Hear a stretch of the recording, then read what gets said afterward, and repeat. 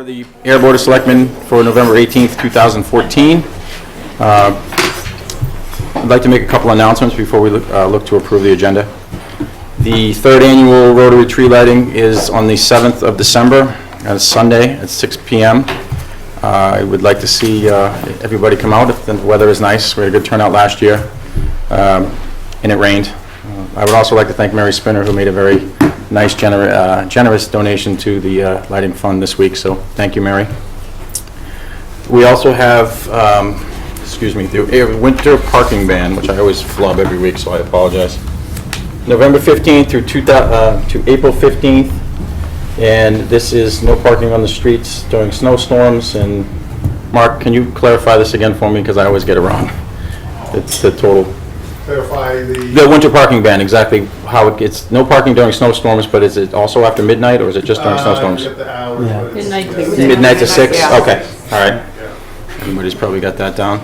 And then one other thing, the lip sync competition, which is a great fundraiser for the ASAF program at the school, which all the proceeds go to teachers, computers, whatnot, is Saturday night at, I believe, 6 o'clock at the auditorium. So if you have a chance to swing by, it's a great program. It's a lot of fun, and it does raise a lot of money for the school. And I think Gary's been a couple times. It's a good time. So that is Saturday. Having said that, I think I covered everything. Oh, one more thing. The Air Fire Annual Turkey Party, November 19th at 7 p.m. Tomorrow night. It's a family-friendly event. All proceeds. I haven't been, but I've seen several pictures that are rather amusing from this. So it looks like a lot of fun. All proceeds go to benefit the fire department programs in Ayer. This has been going on for how many years? It's the 40s, they say. Yeah, I was going to say it's been a long time. So this is a great event. If you can make it, it's a lot of fun. And that benefits the fire department. Anybody else have anything? Go ahead, Robert. Mr. Chairman, just through you to the board, on the agenda, Mr. Ramirez from Mass Development had to cancel. We will reschedule either for December 2nd or the 16th. Is he leaving soon, though, in December? He's leaving in December, but he did want to come to make good on the invitation.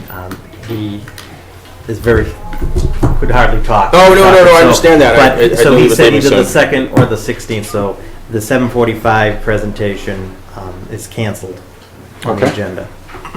Thank you. Are there any other amendments to the agenda? I make a motion that we approve the agenda as amended. Second.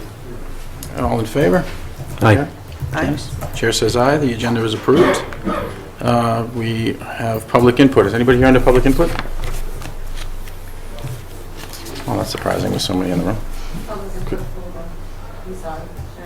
I'm sorry, just public input in general? Yes. Yes, I am. Oh, please come up, Christine.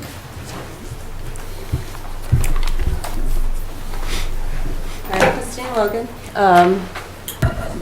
I believe there's going to be a public input for the liquor license for Farmers Variety. Correct. Okay, so that's why I'm here, for that input.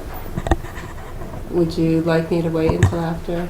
If you don't mind, if you could mind, I'd rather, because we will open it up to the discussion. That's why I was confused when you asked. Yeah, no. I wasn't sure if I should say something or not. No, I can be very confusing, but yes, please. Okay. Thank you. All right, first on the agenda, we have Development Director, David Maher. One first for a change, yeah.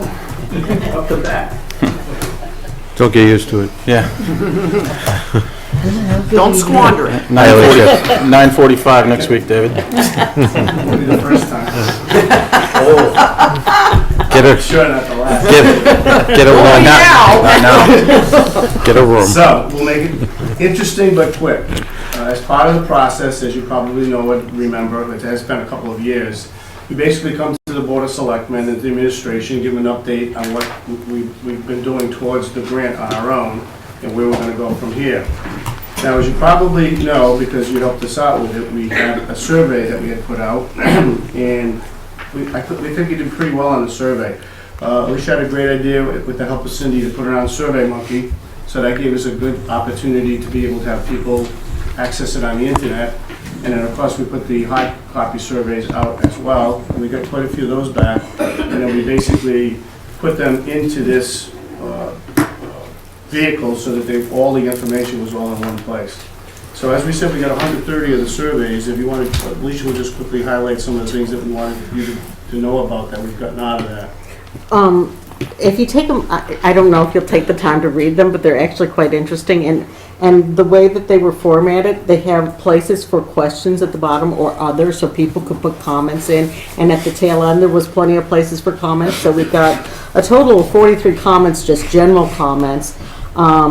The interesting part of it was noting how many people were homeowners versus apartment or renters, and we got probably the biggest portion of the people responding were homeowners in town. 3 times as many. Yeah. So the difference between 26 and 87. Yeah. So I think that lends to the point of the fact that, of course, everybody is interested, but those especially as homeowners took the time to send this because I guess they have a lot, the feeling that what goes on in town really affects them as a person that owns property here in town. But the important thing is that we were looking at what people felt needed to be done with block grant money that as we get it. And it was very interesting in the survey and comments in all the public meetings we went to a number of we had 3 public hearings, we went to lots of boards, we went to the Council on Aging, and the main thing that came up over and over again was sidewalks. And sidewalks and streets came in first, as 72% of people were looking for improvement in sidewalks and streets. And the other thing was, the second place was parks and recreation. And so that made us, say, okay, we've got to take a look at that and see what we can do on that. Because that will be included on our community strategy. As we'll use all of this to update the community strategy. And then there was some interesting things came out in the social services part as well. But clearly, the thing that is most important to people is parks, recreation, and streets and sidewalks. And so that will be representative when we review and we update the community development survey. We're planning on putting this on the website so that everybody who participated can go back and read it. And did you have any questions about it? No, just a comment. I think it was great to put it out there, and you got some good information, feedback back on it. Did you feel as though there was enough feedback? 130 is more than we got the last time. And we currently, too, as well as that, have we have an income survey on 2 of the streets that would be important to the process. We're kind of not supposed to mention them, but all of you who might be watching, who got please fill that out and get it back to us, because it's very important. It's not going to be the number of how many get back, but it's how important it is to those particular people that might be of a particular amount of money that they make, which really will impact on which street we're going to go on. So all of this is going to pretty much be completed by this week. So we'll come back on the 2nd. We're basically going to have an outline for you in the people of the town for what direction we're going to try and go. And at that point, we're going to look for somebody to try and give us some help with that. We've actually been to a meeting at MRPC. We've also met with somebody who's done it before, and we have a suggestion of another group of which we're going to look into. So we feel we're in pretty good shape and with all the things that have been going on as well. And to that end, I mean, even to help this, we have new housing going up in Habitat. We'll probably have new housing to be happening in the fire station. So that's going to help the situation too, because you include things like that, they want to see that the town is proactive in making more housing, affordable housing, things of that nature. So we have a lot of things going on that can really play into the community development strategy, which I've actually done a draft and I've sent one to Robert to have him take a look at it for his thoughts as well. And a lot of this stuff is right on, too. I mean, some of this stuff has already been started. Better lighting on Main Street, sidewalks, obviously, train depot improvement, which we're working on, rusty water and some water lines. We've obviously started to address that. So, no, a lot of it. I mean, change the stupid sidewalk designs is obviously an odd one, but but I mean, there's some different ones on here. But I mean, they're all pretty realistic ideas and questions, so it's great. I like the way it was able to be compiled, so you could actually see how, and by getting as many responses as we did, it really gave weight to the things that came up as most important. And Will, if people see it online and want to make more comments to us, we'll add them in. We'll put our email address, so though it's not counted to this, which it's okay, we'll still look and see what other, again, if we'll see if for any reason it changes, but I doubt it will. But I'm sure that our email addresses can be put on so that publicly somebody else could comment that maybe didn't do the survey or the Survey Monkey before. So it should be kind of an ongoing thing as we get closer to trying to put in. The more input we have, the better it looks in the project. And how would you progress with that after you've kind of compiled everything? I mean, would you have like an open? Well, we basically, from there, we basically would compile the 2 or 3 biggest projects that we know would work well. See, unfortunately with CDBG, in some ways, they do have parameters you need to work with. You can't just take anything and everything. Sure. There's some things that are more important to them than others. And in that particular situation, we would then look to see what were our best attributes of need that would make for the best case of us to be able to, because don't forget, our grant is competitive. We're probably within, now CDF from where we are, it's like we're with 10 or 12 other towns. So, good thing is that we've actually skipped 2 cycles. We actually took our past grant through 1 cycle and then skipped another cycle. So they've been going on every other year with people now, with the different towns. So that's to our advantage. And we've started our own, we've reopened the grant, and we have the 3 houses that we're going to be working with, and that lends itself to it too. So we've got a lot of positive things that Alicia's really been working hard on. And we have a new community-wide score that looks pretty good too. Right. Where we stayed the same, which we never thought we would, and those that were below us, actually some passed us again. So we actually, because we stayed the same in score, but more towns became less needy than us in the process. Yeah. So that worked out good. Good. And one other thing that did come up as we were out talking to people, and I'm sure this is why the grants ask us to do this, is go out and talk to people, is we found out some social projects, and not just social projects that we hadn't heard about. For example, the Pleasant Street School doesn't have a generator. And they've lost power multiple times, and there's a lot of handicapped and elderly, it's all elderly, and a lot of handicapped in there. And so, we'll explore that possibility as adding something like that on as a small part to the grant or something of that nature. So those are all possibilities, and we heard a lot about that sort of thing when we were out talking to people. So, okay. Great. All right. We'll be back to see you in a few weeks. More to come. All right. Okay. Thank you both. Thank you. Thanks. Pleasure.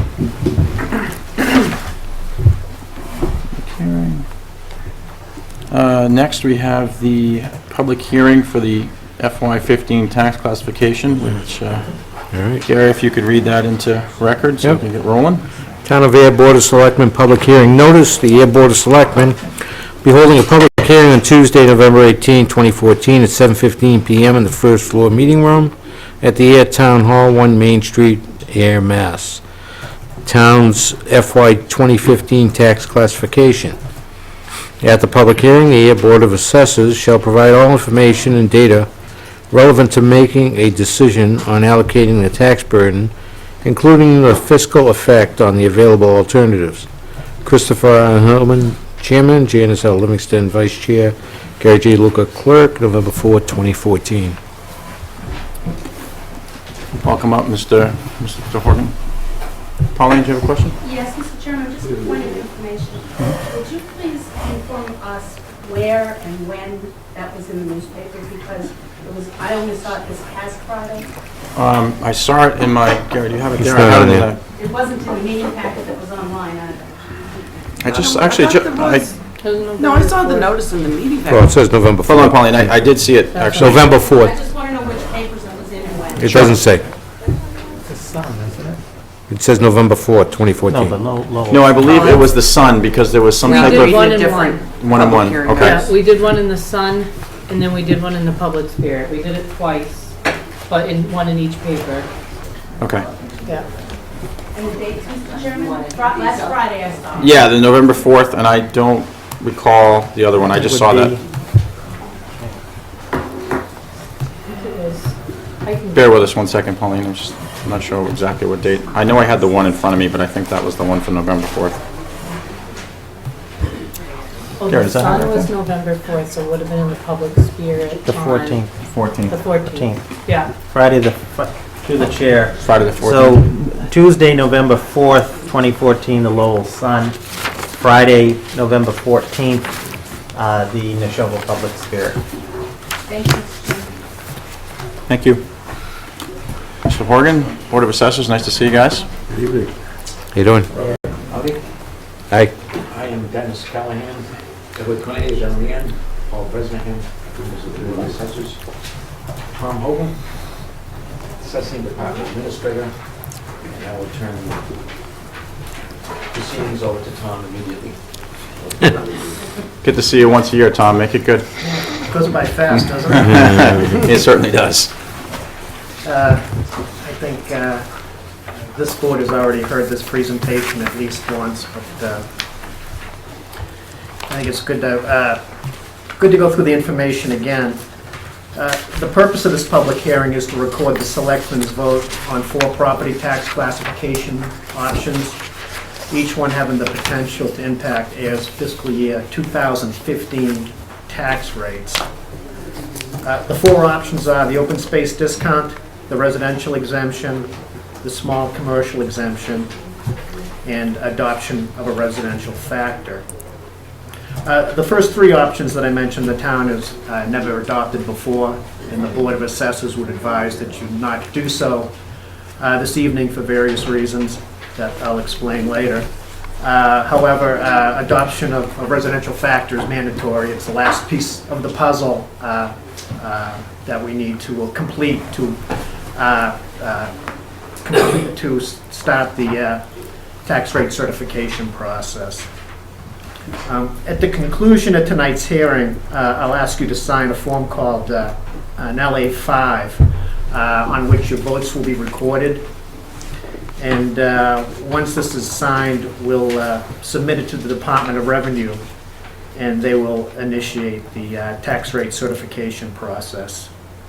Lisa Gabry has already completed the tax recapitulation information. It's already going to Boston. So again, the last thing we need to do is this public hearing, and then we can move forward. I think the easiest thing for me to do is just walk through the packet with the board, and if you have any questions or comments, feel free to stop me. I'll answer your questions as best I can. I'm also in charge of the Mondo pad, so Cool. I'll try to keep up with the presentation. In any event, if you go to page 2, the first classification option is called the open space discount. Now, before I get going, it's important to point out that adoption of any one of these options does nothing to reduce the amount of property taxes that Ayer will levy for this year. If one group of taxpayers have their property taxes reduced by adoption of one of these options, another group's property taxes will increase. So it's one group will subsidize another group on all of these options. The open space is defined as land maintained in an open or natural condition which contributes significantly to the benefit and enjoyment of the public. The purpose of this option is to encourage preservation of open space in municipalities by shifting the tax burden away from open space property owners and onto other residential property owners. Open space, under the definition of open space, it cannot be taxable under the provisions of chapter land, which is Chapter 61 forest land, Chapter 61B recreational land, or Chapter 61A agricultural land. It can't be land under a permanent conservation restriction, and it cannot be land held for the production of income. Annually, at the tax classification hearing, the Selectmen may discount up to 25% of the open space percentage share of the tax levy. Application of the open space discount increases the residential tax rate while at the same time creating a new, slightly lower open space rate. Currently, the town of Bedford is the only community in Massachusetts that has adopted an open space discount. Do you want Questions about the open space discount? to vote on that? I think we should vote. If you'd like to. Make a motion that we do not discount up to 25% of open space for the coming year. Second. All in favor, Gary? Aye. Janice? Aye. Chair says aye, so we will keep the status quo with that. Option number 2 is called the residential exemption. And the residential exemption was designed to provide a measure of tax relief to owner occupants of residential property by increasing taxes on other non-qualifying residential property owners. The residential exemption is calculated as a lump sum valuation exemption that is determined as a percentage of the average residential valuation. For example, in the town of Ayer, if our average residential value were $200,000 and you were to adopt a residential exemption of 10%, qualifying property owners would see their assessed valuations reduced by $20,000.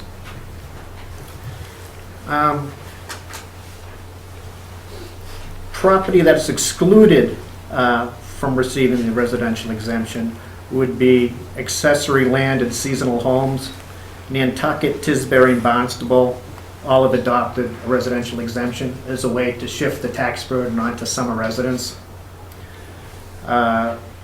Also excluded from receiving the residential exemption is non-owner occupied residential property, investor-owned property. The City of Boston, Town of Brookline, and City of Cambridge all have a residential exemption as a means for people who consider their homes their principal domicile to receive a tax benefit that's subsidized by people who own property as an investment. Annually at the tax classification hearing, the Selectmen may adopt an exemption up to 20% of the average residential value.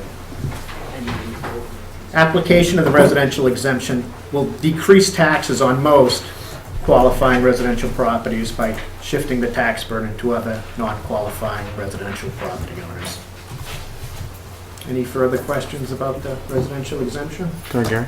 No question, but I'd like to make a motion that Town of Ayer does not adopt a residential exemption for this fiscal year.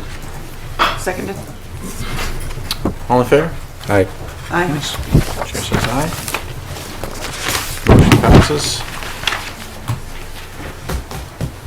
What's that? I said the motion passes, so Thank you. just small commercial.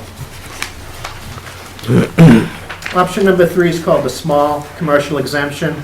This was added to the classification statute in 1995. It's designed to provide a measure of property tax relief to some small business owners by increasing taxes on other non-qualifying commercial and industrial property owners. Currently, there are 10 communities that have adopted the small commercial exemption. It is, like the residential exemption, it's a lump sum valuation exemption, but it's determined as a percentage of the total valuation. So if you were to adopt a small commercial exemption this evening of 10%, if my valuation as a qualifying property were $400,000, I would receive a reduction in value of $40,000. And if my value were $900,000, then my reduction in valuation, if I qualify, will be $90,000. To qualify for the exemption, eligible properties must be included. Oh, thank you. Yeah. Eligible properties must be included on a list provided annually to the Board of Assessors by the Division of Labor and Workforce Development. And qualifying properties must have an assessed value of less than $1 million and an average annual employment of 10 or fewer people. Annually at the tax classification hearing, the Selectmen have the option of adopting an exemption of up to 10% of the value of eligible parcels. application of the small commercial exemption will increase the commercial industrial rate, but the residential and personal property rates would remain unchanged, so you would have 3 tax rates instead of 2. Any questions about the small commercial exemption? Gary? Make a motion that Town of Ayer does not, Sorry? does not go with the small commercial exemption for this fiscal year. Seconded. Just before I call the vote, Mr. Gibbons kind of, So, I just have a question on that. I've been coming to these for 4 years now. Tom, do we know how many properties might fall into that category? No, we have a list, and I don't know how many were on the list this year, but in addition to the list, we're supposed to verify the list, and there may be properties that are added after the commitment, so the answer to your question, no, I don't know how many properties. So if it was passed, in order to get that reduction, would someone have to apply, or would the Board of Assessors have to determine which properties are? Well, number one, the selectmen would have to adopt the option this evening, and then the assessors would apply it to all the properties on the list. And I believe that after commitment, people may come in and say, hey, I should have been on the list, I wasn't on the list, and provide information to the Board of Assessors and receive the exemption later. Who would, because this year it's probably kind of late, but, you know, I think we should look into that, and I don't know whether that'd be the job of the assessors this year or the selectmen, but we ought to determine, you know, how many properties that would apply to, because the commercial rate is awful high anyway, and it's going up. But if we're concerned about some of the properties downtown, some of the smaller properties, I think that's a way to help those owners out. But this is the 4th year I've been here, and, you know, the explanation is the same, that doesn't change, but there should be a study, and I don't know who will do it, but there should be a study so that we could have a meeting maybe in October or November next year that says, hey, this is what you have to think about over the next 3 months. Should we adopt it? Because, you know, tonight you're not going to have enough information to do it. Who would do that kind of a study? Tom? Yeah, we did have a tax classification study committee some years ago that looked into this, and for a number of reasons, they decided that it wouldn't be a viable option for Ayer. Some of the reasons were that the list does not include all small businesses at each location, and as well as one of the other reasons was that the benefit would go to the property owner, and there's no guarantee that the tax benefit would filter down to the actual small businesses that may be leasing the space. But there were a number of reasons why the committee rejected it, but it probably makes sense to look at it again. Great. Thank you.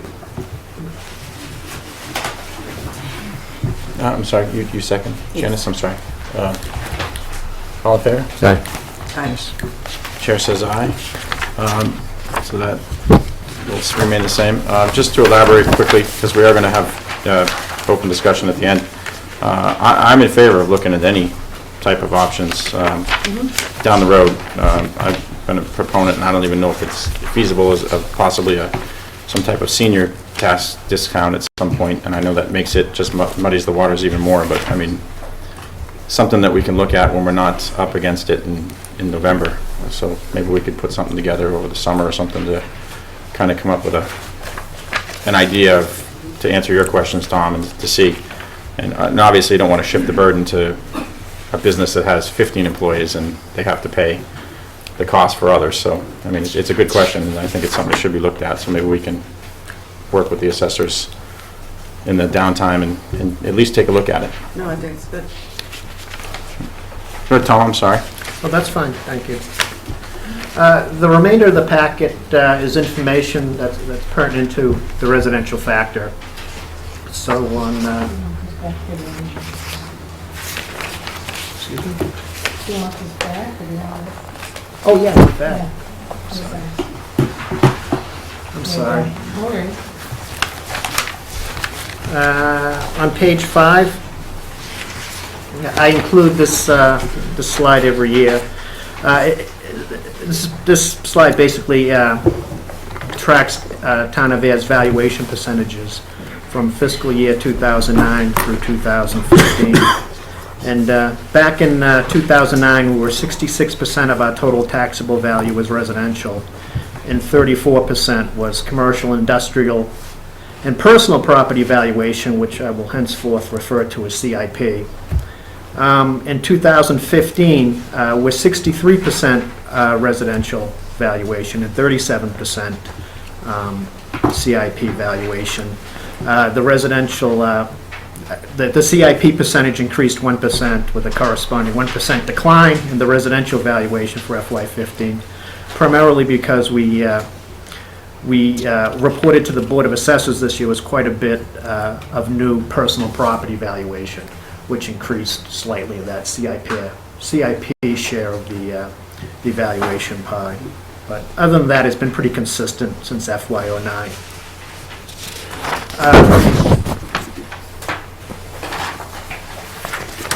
On page 6, I have the levy percentages borne by each class of property from 2009 through 2015. If you look at fiscal 2014 on the bottom, even though we were 64% residential valuation and 36% CIP valuation, the residential class bore only 47% of the tax levy itself, while the CIP class, even though they were 36% of the total valuation of the town, assumed 53% of the total tax levy last year. And that's because we do not have a single tax rate. We have a classified tax rate. We have a higher rate for CIP and a lower for residential. And that was determined last year, that split, by adopting a residential factor based upon a shift percentage of 1.48. Now, if you look back in 2009, our shift factor was 1.60, and in 2014, it was 1.48. And those levy share percentages have remained fairly consistent since 2009. And that's accomplished by the Board of Selectmen, obviously, making the appropriate decisions at the tax classification hearing.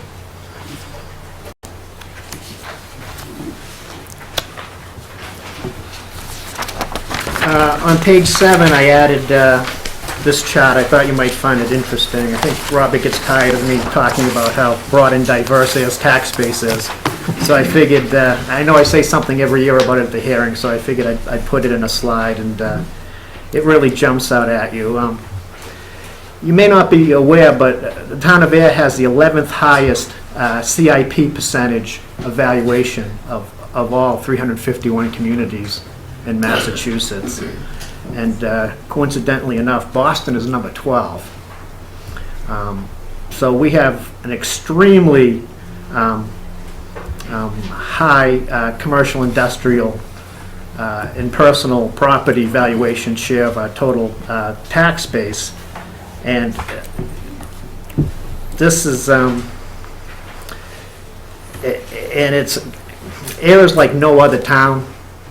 When you talk about, what's Shirley's tax rate, what's Harvard's, what's Groton's compared to ours, you really can't compare apples and apples because there's no place else like Ayer.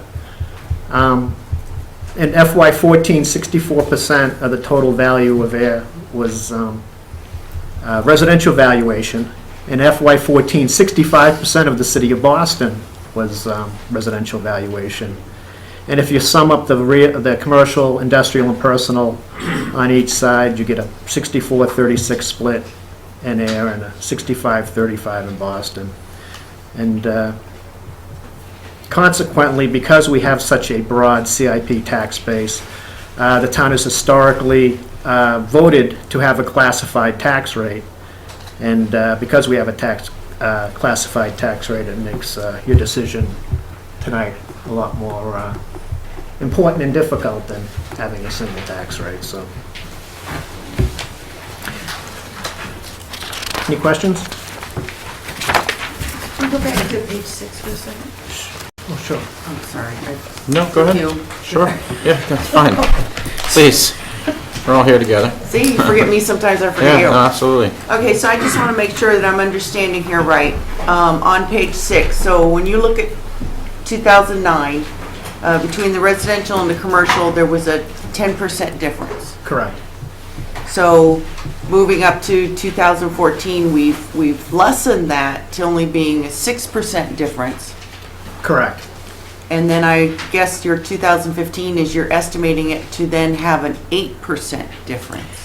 Yeah, those are whole numbers. It's a little bit closer than that when you take it up to decimal places. But what's that saying? If you adopt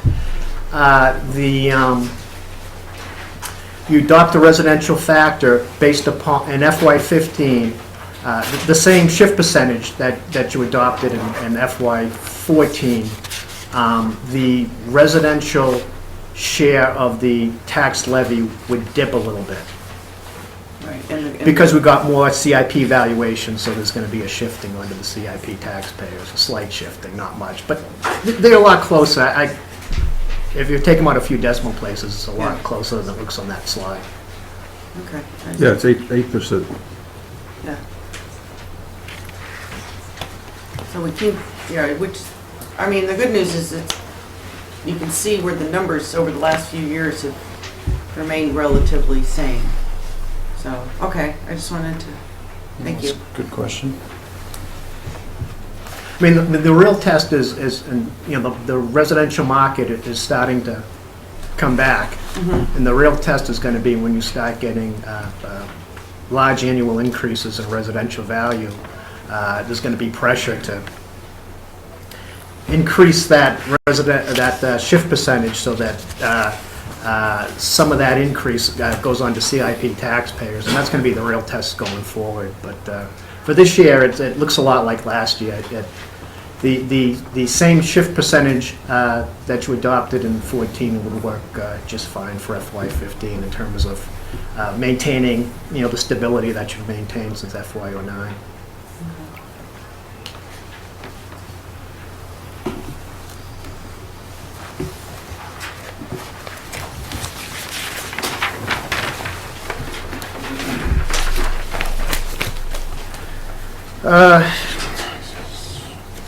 Page 8, I call it the fiscal year 2015 tax rate summary.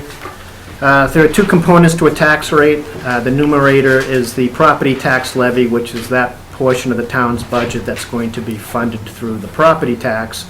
And the denominator is the responsibility of the Board of Assessors. That's determination of assessed valuations on an annual basis, so that whatever the tax levy is, citizens, taxpayers know that it's going to be distributed equitably as possible through full and fair and current assessed valuations. These are FY15 values, and by statute they are as of 1/1/14, which means that calendar year 2013 market information serves as the basis for the valuations. For FY15, the total taxable valuation of Ayer is $1,015,810,400, which is up 3.4% over FY14, which is the largest increase we've had in property valuation since FY08. We got $17 million in additional personal property valuation in addition to quite a bit of residential growth. And we also had to move some values up in response to prevailing market conditions. The average single-family valuation for FY15 is $272,400, and that's up 2.3% from FY14. So we're starting to see some appreciation in the single-family housing market, and a lot of the condominium developments are coming back now, which is good news. The FY15 tax levy is determined as follows. You take the prior year levy limit. FY14's levy limit was $17.9 million. That is the maximum amount that Ayer could have collected in property taxes for FY14. Increase it 2.5% under the provisions of Proposition 2.5. And then there's an allowance for growth, which is new construction tax dollars, utility valuation dollars, and this year it's, $962,975, of which $698,000 of that, it was in new personal property valuation, which is machinery, and utility valuation. So that's by far the largest number that the Board of Assessors has determined since I've been here, so. And also added to the tax levy for FY15 are debt exclusions, and this year they total $2,115,340, and they're up over last year, largely because of the school renovations are coming on the tax bill this year. Which means the town of Ayer's maximum levy for 2015 is $21,467,124. Our actual tax levy is coming in about $20,572,762, which means we will realize an excess levy capacity of $894,362. So we have additional levy capacity that the town's not using. We've essentially got money in the bank going forward. The reason I bring that up every year is because in that Form LA5 that you're going to sign at the end of the hearing, there's a line there that says we have been notified by the assessors of excess levy capacity of X, and I just want to make sure that I'm notifying you of that. So Tom, basically, we didn't tax it to what we could have. Correct. Okay. Correct. Last year's tax levy was 18.9 million, so the total increase in the tax levy this year is 8.5%. And the last box that I have on this sheet, sort of a recap of the FY 2014 hearing vote. Last year, 64% of our total valuation was residential. They assumed 46.7% of the tax levy with a corresponding tax rate of 1408. And 36% of our total valuation was CIP, but because of classification, they assumed 53.3% of the levy with a corresponding tax rate of $28.55. If we had one tax rate last year, it would have been $19.29, but since we classify, we ended up with a lower rate for residential and a higher rate for CIP. And if you take that shift factor of 1.48 and multiply it times 1929, you'll get the commercial tax rate of 28.55. And if you take the residential factor, which is what you'll adopt tonight, that's derivative of the shift percentage, and multiply that times 1929, you'll get the residential tax rate of 1408. So that's kind of how the math works on that. So a single tax rate would have put us at 1929, yeah. which from my reading would be one of the highest in the state. For 14, 1919. I mean, on the basis of actual percentage. I'm not sure about taxable income and whatnot, but yeah, I haven't seen many 19s or 20s, per town. Yeah, I bring with me every year. I bring, Ayer's rank as far as their residential tax rate in relation to all other communities, but I didn't do Ayer's tax rate if it were a single tax rate in relation to all other communities. Yeah. So I don't really have that for you. Yeah. I'm sorry. Okay. No problem. And the last page of the presentation is lists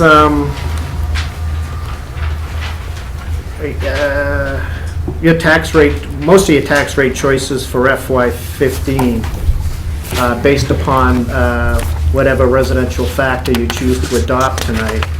These are estimated tax rates. The Department of Revenue certifies the rates, so if they change by a penny in either direction, it's I wouldn't be surprised, it's happened in the past. You're not certifying the rate tonight, you're taking votes on the classification options and adopting a residential factor, but these are the most likely tax rates. That will result from your residential factor choices. Our maximum shift percentage by statute for FY15 is 1.50. We can't go any higher than that. Last year, we were at 1.48. And if you wanted to adopt the residential factor based upon the same shift percentage that you adopted for FY14, you would adopt a residential factor of 0.721776. The resulting residential tax rate would be $14.62. The commercial, the industrial and personal rate would be $29.97. The average residential bill would increase $233. And again, a lot of that is due to the debt exclusion relative to the renovations at the school. And the average CIP bill change would be $12.86, but that's going to be a little bit inflated. We used an average this year on the commercial industrial valuations only because we didn't change the values at all, really. But we had a few subdivisions which changed our median, which shows a 2% increase in commercial industrial valuations. That's really not there, so I wanted to make sure I gave you a better picture of what was happening on tax bills than using a misleading stat. The average residential bill would increase 6.2%, and the average C&I bill would increase 5.5%.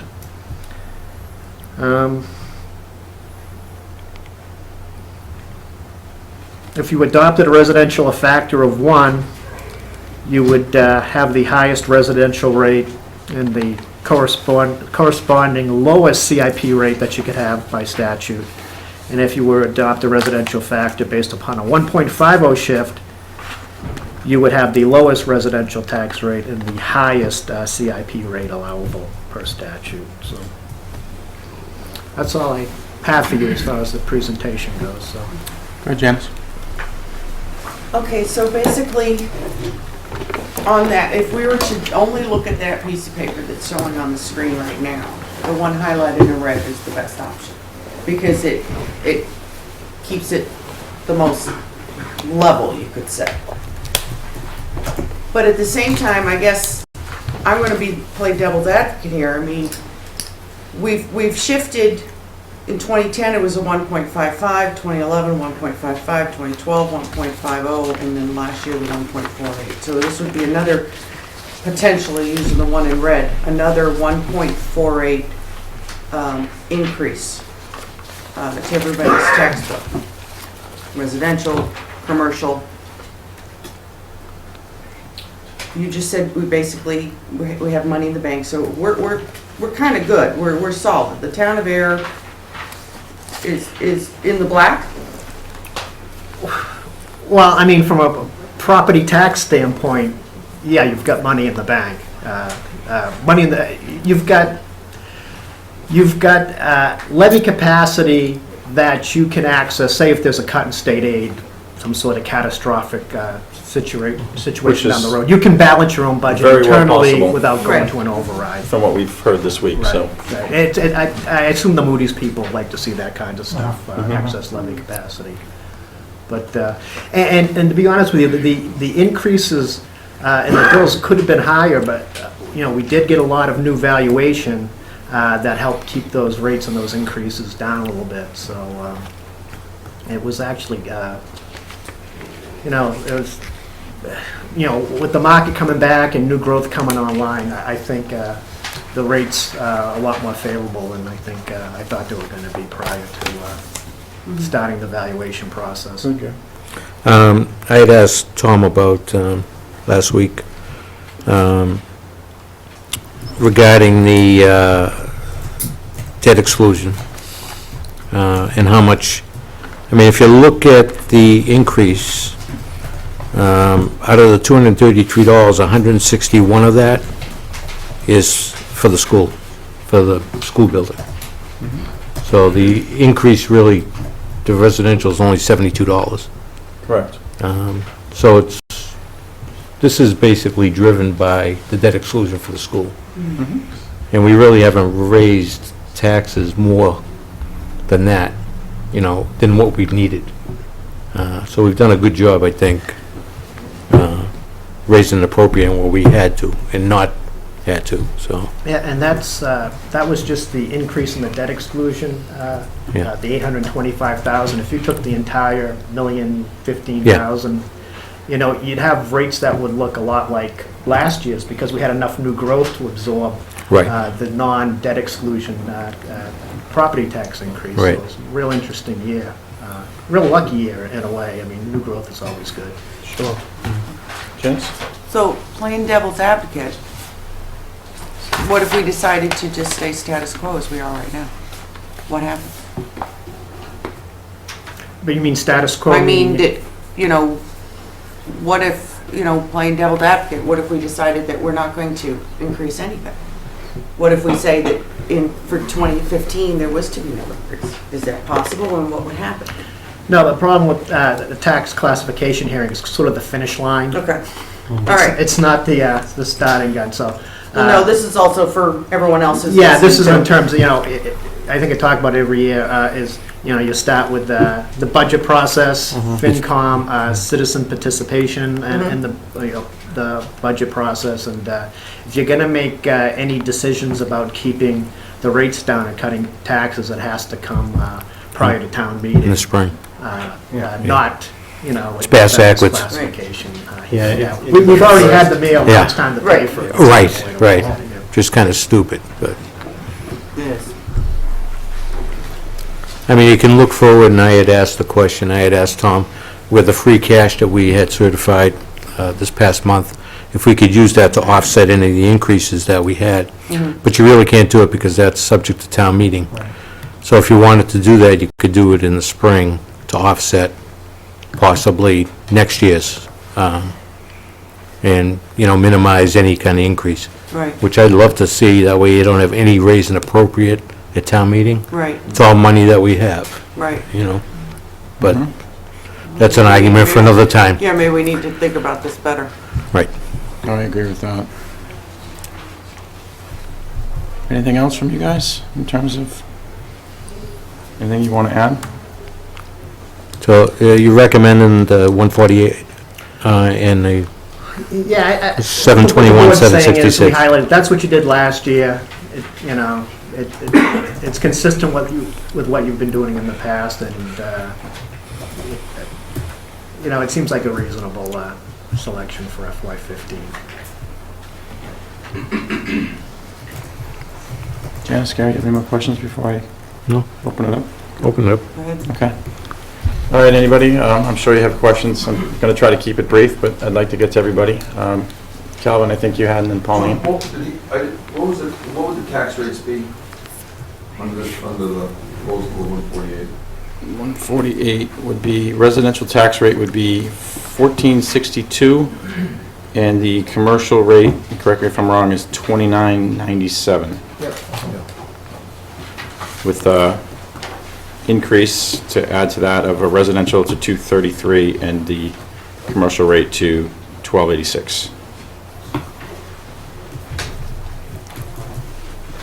If you take last year, the CPI, the CIP was, the residential was 50% of the CIP, and now you're tipping the factor heavy towards the CIP. Because last year you had it, and keep creeping up on this commercial thing, it's almost the same discussion every year, but if you take the 1408 and the 2855 from last year, if I'm reading this right, residential was 50%, which everybody liked and agreed on last year. And now it's tipping the scales once again. And it's the commercial people that aren't putting the kids in the schools, and the support in the schools. So why are we taking a heavier hit? Actually, the schools have decreased enrollment for the last 10 years, so nobody's really putting any kids in the schools right Well, I now. understand that, but when I see a sign out on Town Hall lawn advertising National Tech, why are we doing that when we're trying to keep kids in our own school? The Neshoba Tech is part of our district, too. I don't know the ins and outs about that, but why we have to start shifting heavy towards the commercial. Wasn't there a dramatic shift towards commercial through, and I'm, correct me if I'm wrong, in 2010, 2011, where we shifted more towards residential? I'm sorry, going back. Yes, Yeah, I it believe was that was on pretty- page 6. Pretty substantial, right? Presentation. 2011, Yeah. 9, 10, 11. That it was a Yeah. pretty dramatic shift, right? That Right. gave a little bit of relief to the commercial owners. Well, I think we were trying to back off and make it more fair on an equal basis on the rates of each year. And all of a sudden, I'm just starting to see a shift. You take 50% of the tax rate, why is it going up higher? Why can't we keep it at 50? I own residential too, and I own commercial too, so we're just trying to be more fair on the commercial side. If people are trying to do something in this town, the heavy donors in this town. Well, there's a lot of residential donors that contribute quite Absolutely, A no lot. question. There's also a lot more residential building going on in town. understood. Just clarifying, go ahead. So if I remember correctly, last year, we actually, we did the amount lower than what had been recommended. Year So before that we that, too. could, Yeah. well, I wasn't here then, Yeah. so I remember last year. So that we could balance out, make the commercial a little bit more even with the residential, to make it just a little more fair. We're never gonna get completely fair, but to make it a little more fair.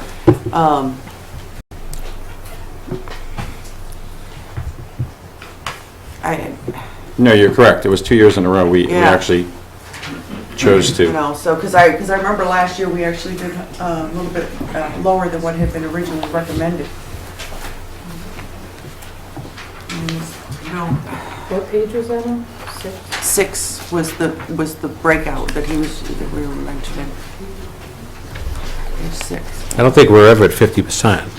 No. Yeah. No, On the tax rates, we were no. 14 and 28 last year. Tax rate. 1408 and 2855. Oh, as far as the rate.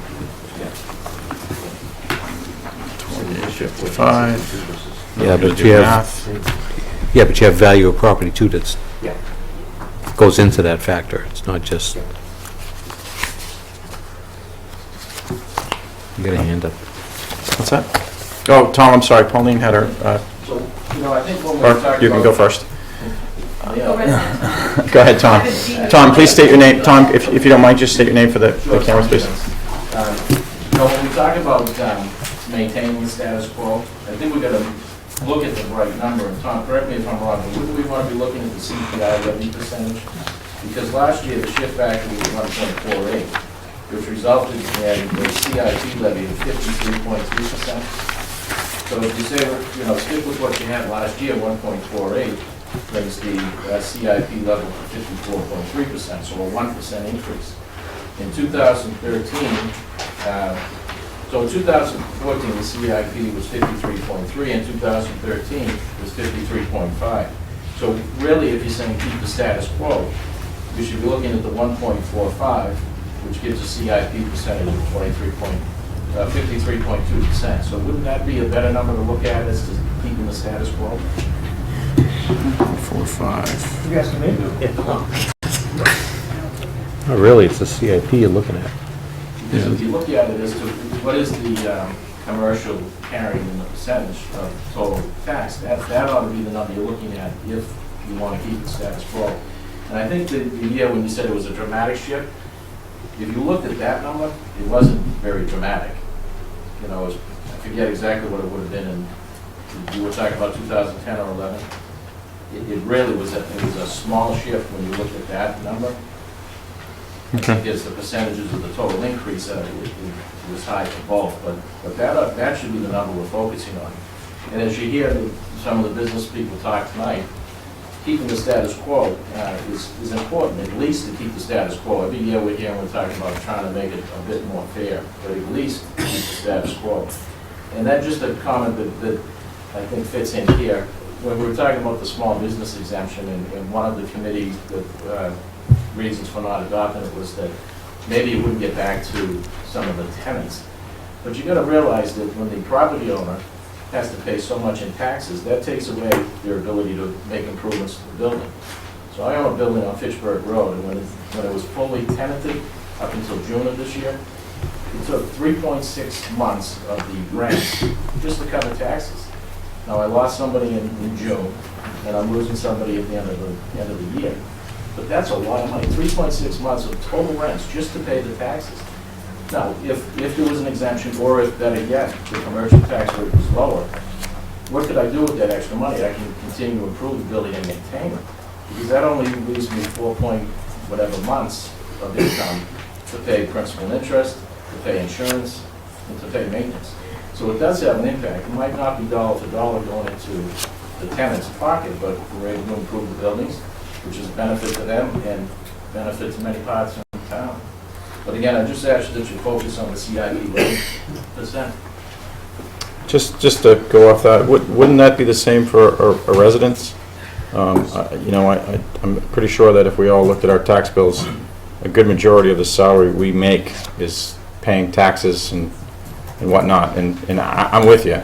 Taxes suck, to be frank. I mean, we all have to do it, none of us like to do it. But I'm just saying that there's residents out there that don't have the means to generate more income and have to endure these tax increases too. So I mean, we got to look at it in both fronts too. And I'm not disagreeing with you. I'm just saying, just to be fair. But that's a great point. I mean, I pay commercial and residential in town. That's a great point. But so again, sticking with that, you ought to be looking at the CIP percentage, which would give you the 1.45 shift, just to keep the status quo. But another thing you got to consider, and my preference is you just keep the status quo 1.45. But when you come to talking about the difference between the commercial and the residential, fair market value for rents is what it is. Whether I own the building or whether someone else owns the building, the rents are going to be the same. With homes, we can always adjust to what we live in based on the stage of life that we're in. So, you know, if as the kids grow and leave a home, then you can always downsize. But with commercial property, you can't control the rents. You can't make the rents go up and down based on, you know, just willy-nilly what you want to do. Oh, not to go back and forth, but it's also hard for a resident that works in a factory to say my tax rate just went up $300. I need a pay raise so I can cover it too. They don't have that ability. That's why I think we should keep the status quo. Okay. Pauline, I'm sorry, you had your hand up. Please, can you just state your name, Pauline, for the camera, please? Pauline Conley, Cambridge Street. A couple of things I want to point out that, and Tom and I have been going back and forth with information all night, so that's where he got all those numbers I just gave you. Tom Hogan, on your page 8, fiscal year 2015 tax rate summary, I spent some part of it yesterday digging out 2014 and 13, we're trying 2012. But the comparators, the residential, single-family valuation in 2015 is just a shade higher by $800 than the single-family valuation in 2012. So it took 3 years for us to recoup the value of our house. In the interim of 3 years, our taxes went up, as did everybody else's. I don't know what the comparable is for commercial industrial values or the personal property values for that same period of time. And perhaps next year you could add that to your summary sheet so that everybody would know what those differences are. Because everything isn't driven by residential property taxes, as we all know who have sat through this for decades. Couple of points, quick math, probably not nearly anywhere near as good as Mr. Hogan's. Residential value went up $14 million from 2014, FY14 and FY15. Personal property taxes, which is basically business property taxes, not our cars and so on and so forth, went up 18 million, which is a little bit higher, but not that much when you look at how much the residential values went up. Interestingly enough, the commercial and industrial offset each other. One went up 4 million and one went down 3 million. So the net increase, as Tom said earlier, is almost $33 million. That, I can't help but believe that that somehow is driving up why everybody's taxes are going up this year so much more substantially than they have in past years, but to offset Mr. Gibbons' 3 months' rent to pay his taxes on one of his commercial Because of the properties, school. I pay more than 3 months' worth of mortgage payments to pay my tax debt to the town. And when I first moved here, I think my taxes were $700. They're now over $3,000. Now, I'm just one little individual homeowner, and I'm not going to criticize all the business owners, small and large in town. They do contribute a lot to this town's viability. But Ayer is number 11 out of a list of how many? 351 municipalities in the Commonwealth. And the city of Boston is behind us in terms of how much commercial property value we have here. I'm curious who's number 10, to see who our next best competition is. But we all support the businesses. I like to think the residents support the businesses. Mr. Luca asked the question, how much of the residential property tax went for the school? Did you also ask how much of the commercial industrial property, the CIP tax, applied towards the school debt? Because all of the business owners who live in Ayer voted to support that school project just as much as all of the residents did. It's one of the most overwhelming majority votes in the town. And we all knew we were going to be paying $19 million, $26 million. I can't remember what our actual cost is, but that's all tax money, unless people donate it. I don't have that kind of money laying around.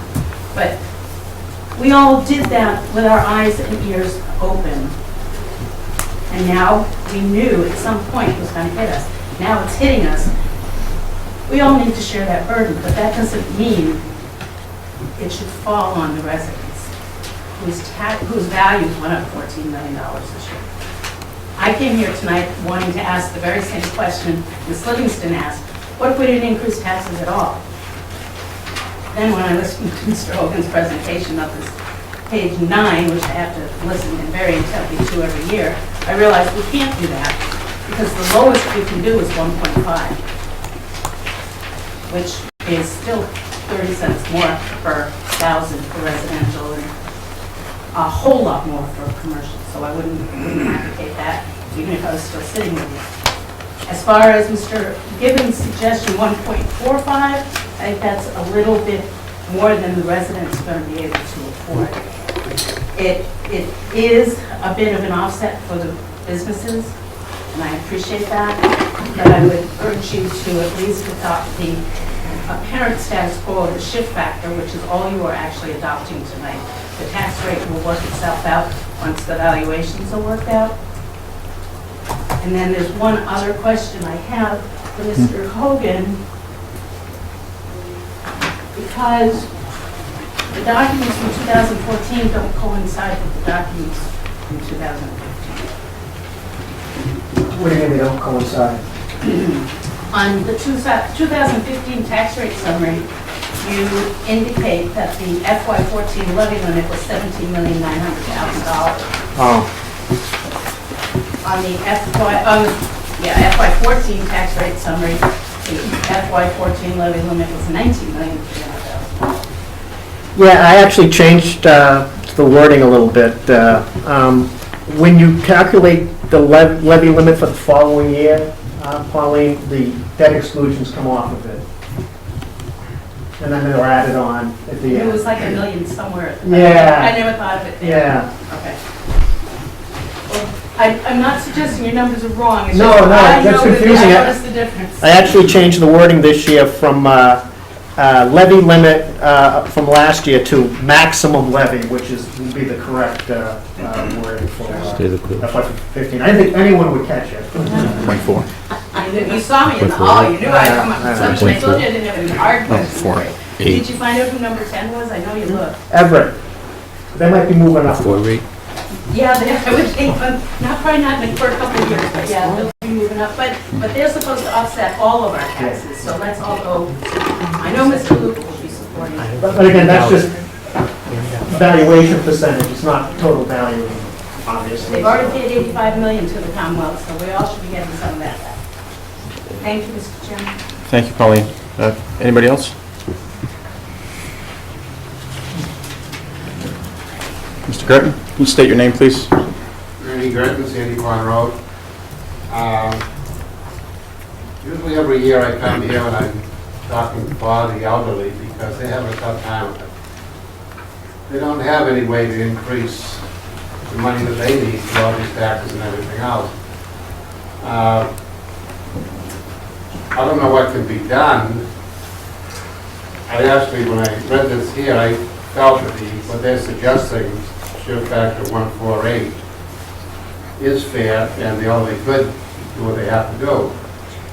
I think the problem with that is, I'm in favor of that, as a matter of fact. The problem is, like I said, the elderly can't get that extra money a lot of times to do what they have to do, so they keep cutting back, and believe it or not, the norm, a lot that I visit of the people that are elderly, the norm temperature is 58 degrees. On a cold day, dry stay with that, that's what they do. There's nothing I can do to talk them out of it. They have blankets, some of them have sleeping bags. You sit there with that on. I'm not trying to tell a sad story, I'm just trying to say that they can't get the money. The middle class even are feeling the pinch now. This year, the economy is not that great. The middle class, because a lot of the people, there's still 2 people working, but the hours are cut.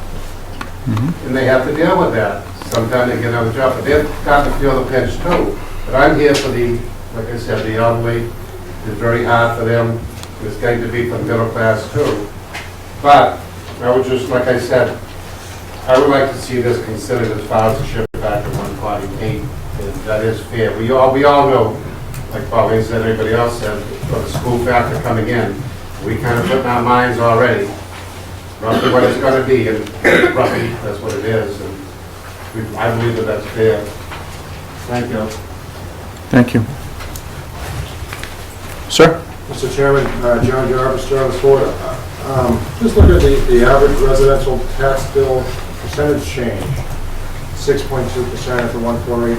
Now, does that account for the new construction, or is that, so that the new construction in town has some higher value, residential homes being built? How does that skew that number? Is that based on previous years? Yeah, no, that's an excellent point. We can show an increase in our average single-family valuation without the assessors moving values, just because of new construction. We had 23 new homes this year. They were all well above our average or median assessment. So that will, some of that 2.3% increase that we're showing in the average assessment is attributable to new construction. I think the real number for the average increase due to market adjustments that the Board of Assessors made is probably closer to 2%.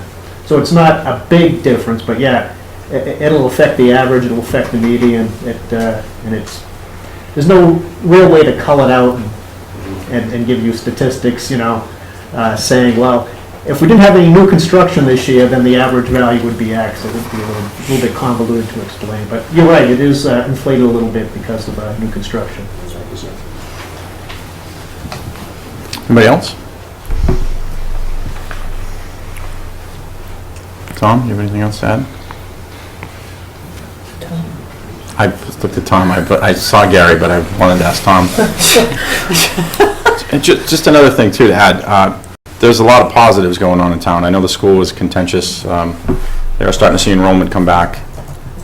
The people who were building this way are now coming this way. I actually got a phone call this evening from a reporter wanting to do a story on the town of Ayer, and I told him to contact Robert about the up-and-coming Ayer and the future of it and the unlimited potential.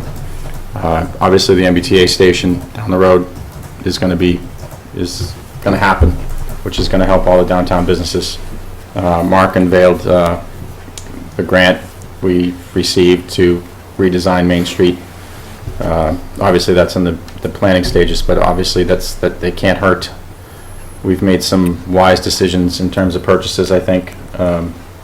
We do try to be fiscally responsible. I know all of us here do. We don't try to frivolously spend money. So I just wanted to add that. There's a lot of new building homeowner developments that are proposed, which only add to the tax base and bring in new people and new residents too. So there's a lot of positives going on. So I just wanted to add that. I know it's a little off skew, but it's not like we're we're fighting a losing battle here. We seem to be escalating each year.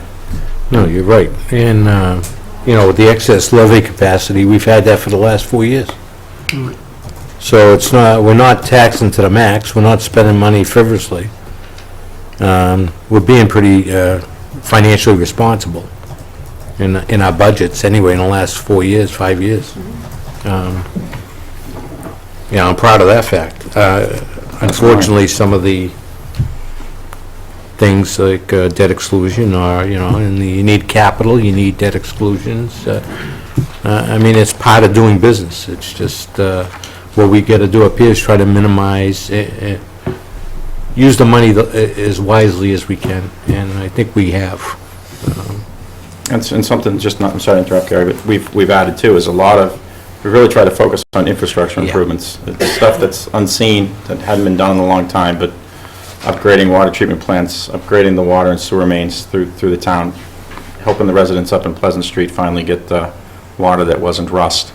So that's been a focus of ours too, to build from the ground up, and it costs money, but it had been ignored for a long time, and we've tried to make an effort to try to do it responsibly, and hats off to the department heads who have received a lot of grants, but it does cost some money, but we are committed to trying to build this from the ground up and help you all succeed. So I don't want anybody to think that we are just trying to pour the tax rate on, because I'm a property tax owner and business owner too, so I feel it both ways, so I get it. So I just want to throw that out there also. Gary, I'm sorry I interrupted you. No, I was just going to... Tom. I was just going to make a motion that we have a CIP factor of 1.48 and a residential factor of 0.721776 for fiscal year 15 tax rates. Is that what you want, Tom? That's fine. Second. All in favor? I'll take the roll call. Gary? Aye. Janice? Aye. Chairman says aye. The 1.48 factor has been approved by the Board of Selectmen.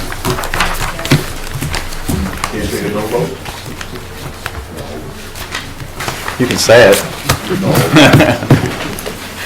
And just Calvin, everybody in town appreciates what the businesses do.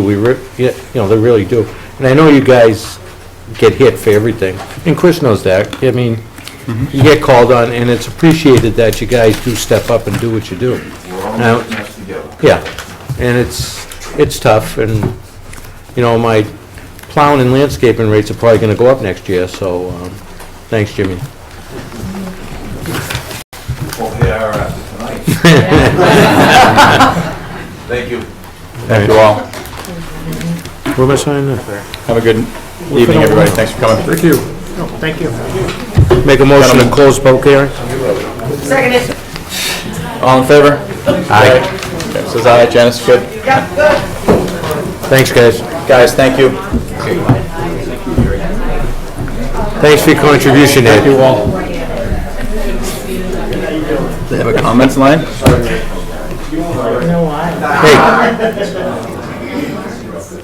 Cole. Yes. Yes. Yes. Good, but next topic. Next one. Next topic. Beautiful, my kids to death. Good points, Gary. Mr. Copeland, how are you tonight? How are you? I'm good. We gotta get Janice together. Yeah. Cindy, what are you staring at me for? Oh, What else we got? you don't like my suit? Don't I look like, if I had a mustache, it look like a 70s porn. Did you ever, oh, you never seen me with a mustache. You see some of the pictures. Actually, yeah, if you look at my Facebook page, some of the pictures. And actually, I think it was Father's Day or something, like, the kids put some on there. That's what people say. Oh, Janice, I'm sorry. Application for new license. Do you want us to date them individually, or like just date them, Tom date them, Yeah. just in case he takes a few days? I hate this kid.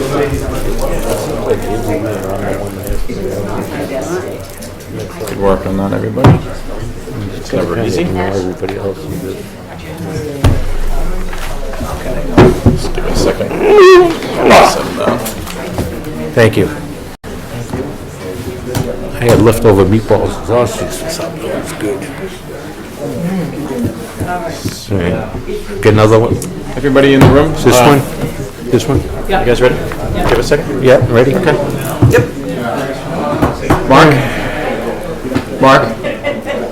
Mark? George isn't coming, so I believe you're... No. Public hearing. Public hearing. Before March. It's the second public hearing. Oh, why am I missing out on my... Oh, I'm sorry. My apologies. I skipped right over that and went right I don't to need George that. Ramirez. Okay. Should be interesting. Ready? Town of Ayer Public Hearing, Ayer Board of Selectmen. The Ayer Board of Selectmen will conduct a public hearing on Tuesday, November 18, 2014, at 7:30 around in the first floor meeting room of the Ayer Town Hall, 1 Main Street, Ayer, 01432, for a petition by Ranu Corp., DBA Pauline's Variety, 67 East Main Street, Ayer, seeking a wine and malt beverage only, alcohol license pursuant to Chapter 138 of the general laws as amended. Christopher R. Hillman, Chairman. Janice L. Livingston, Vice Chair. Gary J. Luca, Chair. Ayer Board of Selectmen, November 7, 2014. Public hearing is open. Mr. Pastor, how are you? Good evening, how are you? Good.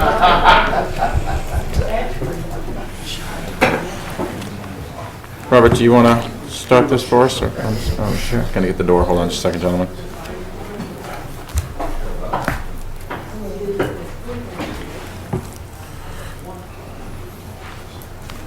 What's that? 34.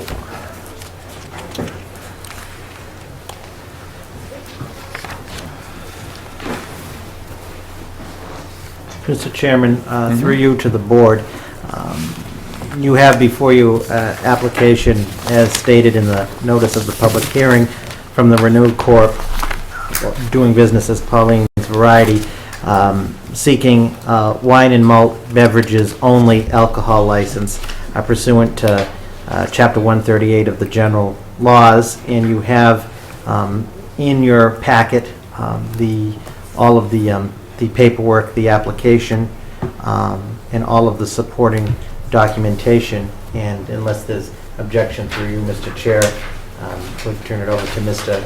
Please. Pastor or his client. Yes, I do have the mailings, and you need those. Yeah. I think there are just a couple of the abutters who either wouldn't accept the mailings, or typical, but they were all mailed according to the abutters list. Yes, Mr. Patel's just looking to obtain one of the available beer and wine licenses for Pauline's. It's pretty routine, I believe, unless there's some questions by the board. Pauline's has been a long-established business in town, and they're just looking to stay competitive. Any other questions?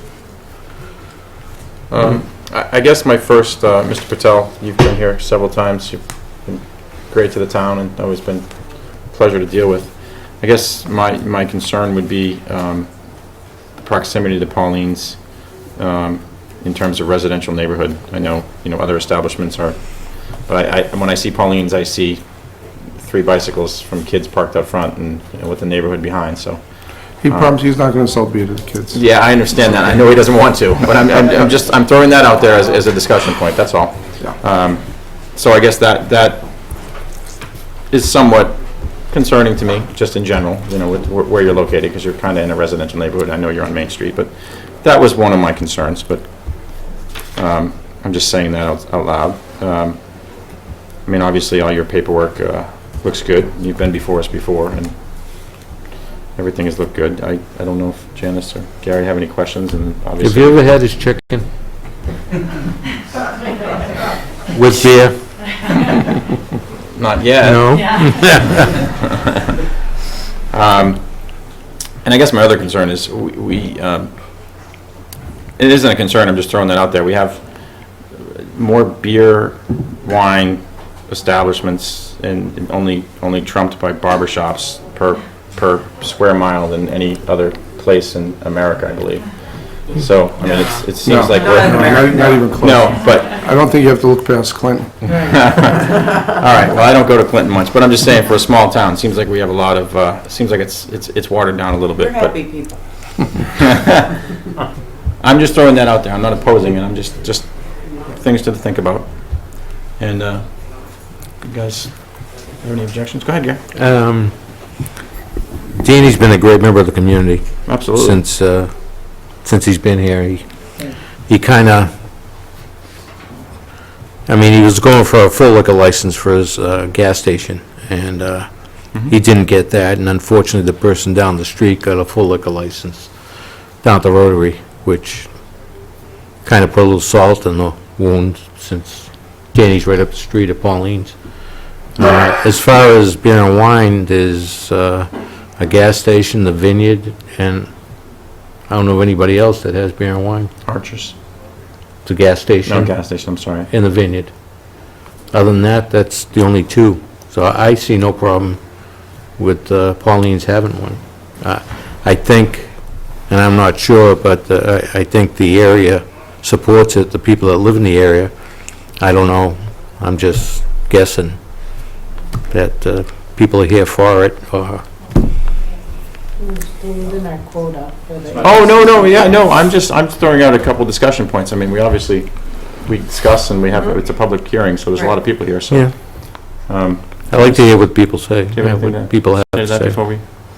No, Hold on. I'd like to hear what they have to say. So I got nothing. Christine, I know you had come up initially, so, I mean, feel free to let us... Should I? Yeah, you can come up to the I table. can stand. So I live semi-close to Pauline's, and, you know, like the chairman said, I am, you know, a bit of concern with residential roads on the main road, and, you know, in the city, that's how it is. And, but I am also really concerned that we have a school bus stop right there. And I don't think those two things really mesh very well. I don't like the idea there's little kids waiting there, there's middle schoolers waiting for their siblings, you know, in the afternoon, and we have people coming in and out with wine and beer. I don't think it's a good subconscious message to show them, and, you know, you don't know if people are just going to be hanging too, and it gives an opportunity for a teenager to have someone buy wine and beer. It's not as discreet as when it's at the Rotary or at the Vineyard, because kids do stay on the sidewalk and park their bikes and go in and stuff. And if you're waiting for the bus stop, it is, you know, very easy to approach a stranger or someone that's over 21 or 21 and over too. I'm just putting it out there. Sure.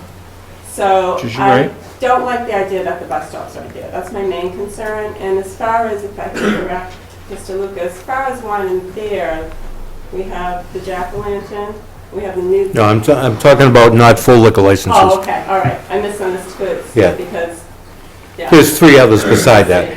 But I do have a question. Do we have a limit of how many liquor Yes. licenses we can give? Mhm. We do in the It's town. set by the state, Okay. it's based on your population, so there's an allowable number. We're actually over on our full liquor license because when Devon's was here, so if someone turned that back in, we couldn't reissue it, but they could transfer it. Other than that, for this beer and wine package store, we're under our limit. We're under limit, even, so it's by population, not Yep, by by square profit. I think we have 26 total, that's restaurants, package stores. And we're under limit in this category. There's 4 different categories, so. So, thank you. Yep. So basically, I'm here to advocate that something be done about either the bus stop or the liquor license being granted at a school bus stop. That's my main concern. I'm sorry, Mr. Patel, do you have a security system? Yes. Because my biggest concern is I fully trust you and your staff about selling to minors. Yeah. I think the concern is it's such a small quarters in there that it's very easy to stick a bottle in your back pocket or something like that. I think that would probably be more of the concern than somehow I you. have camera. Okay, and how does it work in terms of during the day? I mean, like on the weekends and stuff, I know there's certain times you can't sell alcohol. Is it separated? I think down at Archer's there's a little bit of a curtain or something like that. I think Sundays is... Sundays. Well, Sundays, Sundays just was expanded. Till 10 Yeah. o'clock. yeah, to 10 a.m. But other than that, you can start, it's strictly prohibited from 2 AM to 8 AM. After that, it's pretty open, and you guys can have more of a say in that, but the state prohibits from 2 AM to 8. And then on Sundays, it would be 10 to midnight, Okay. 10 AM to midnight. Okay, and that was recently expanded too. It was a little bit more of a narrow window. Yeah. Janice? So to kind of follow up a little bit on what you just said, and touch on what she's saying, as far as, I forgot about the bus stop being there. So, and he mentioned the security cameras and whatnot. All right, so you got a bus stop there. You do sell candy, okay? You do sell ice cream. You sell everything that I remember even as a little kid always wanting to go into a store for, okay? So as far as the beer and wine and whatnot, looking at this drawing that you have in the packet here, as far as where it would be sitting, is there a way to, I guess the question is like he, pointed out that somebody, winter's here, big pockets. Yeah. Is there some way you can secure that more with, not just like with the security camera thing? So that it's not just, hey, I can go in and, cigarettes are hung up so that no one can get them except for the cashier. Yeah. So can you do something similar to that with the beer and wines? So that no one can just walk in and get it? No one can get it, even 12. Well, no, what I'm saying is that everybody, kind of touching on the points that they've even made and everything, and having this discussion. I mean, I to can ensure put it in that- one corner, one side of corner, not everywhere, all over, but one side of corner. Mm-hmm. And if you can check any other store, like gas station or anything, they have open everywhere. Right, but I'm following along on the Yeah, conversation I can that's on the keep table. Yeah, I can keep it in the one side of corner, not all over. Yeah. So you can make it a little bit harder Yeah. for the kid who's Yeah, going yeah, to try to, yeah. because there's always one. There's Yeah. always one in the crowd. I think Chris was it when he was younger.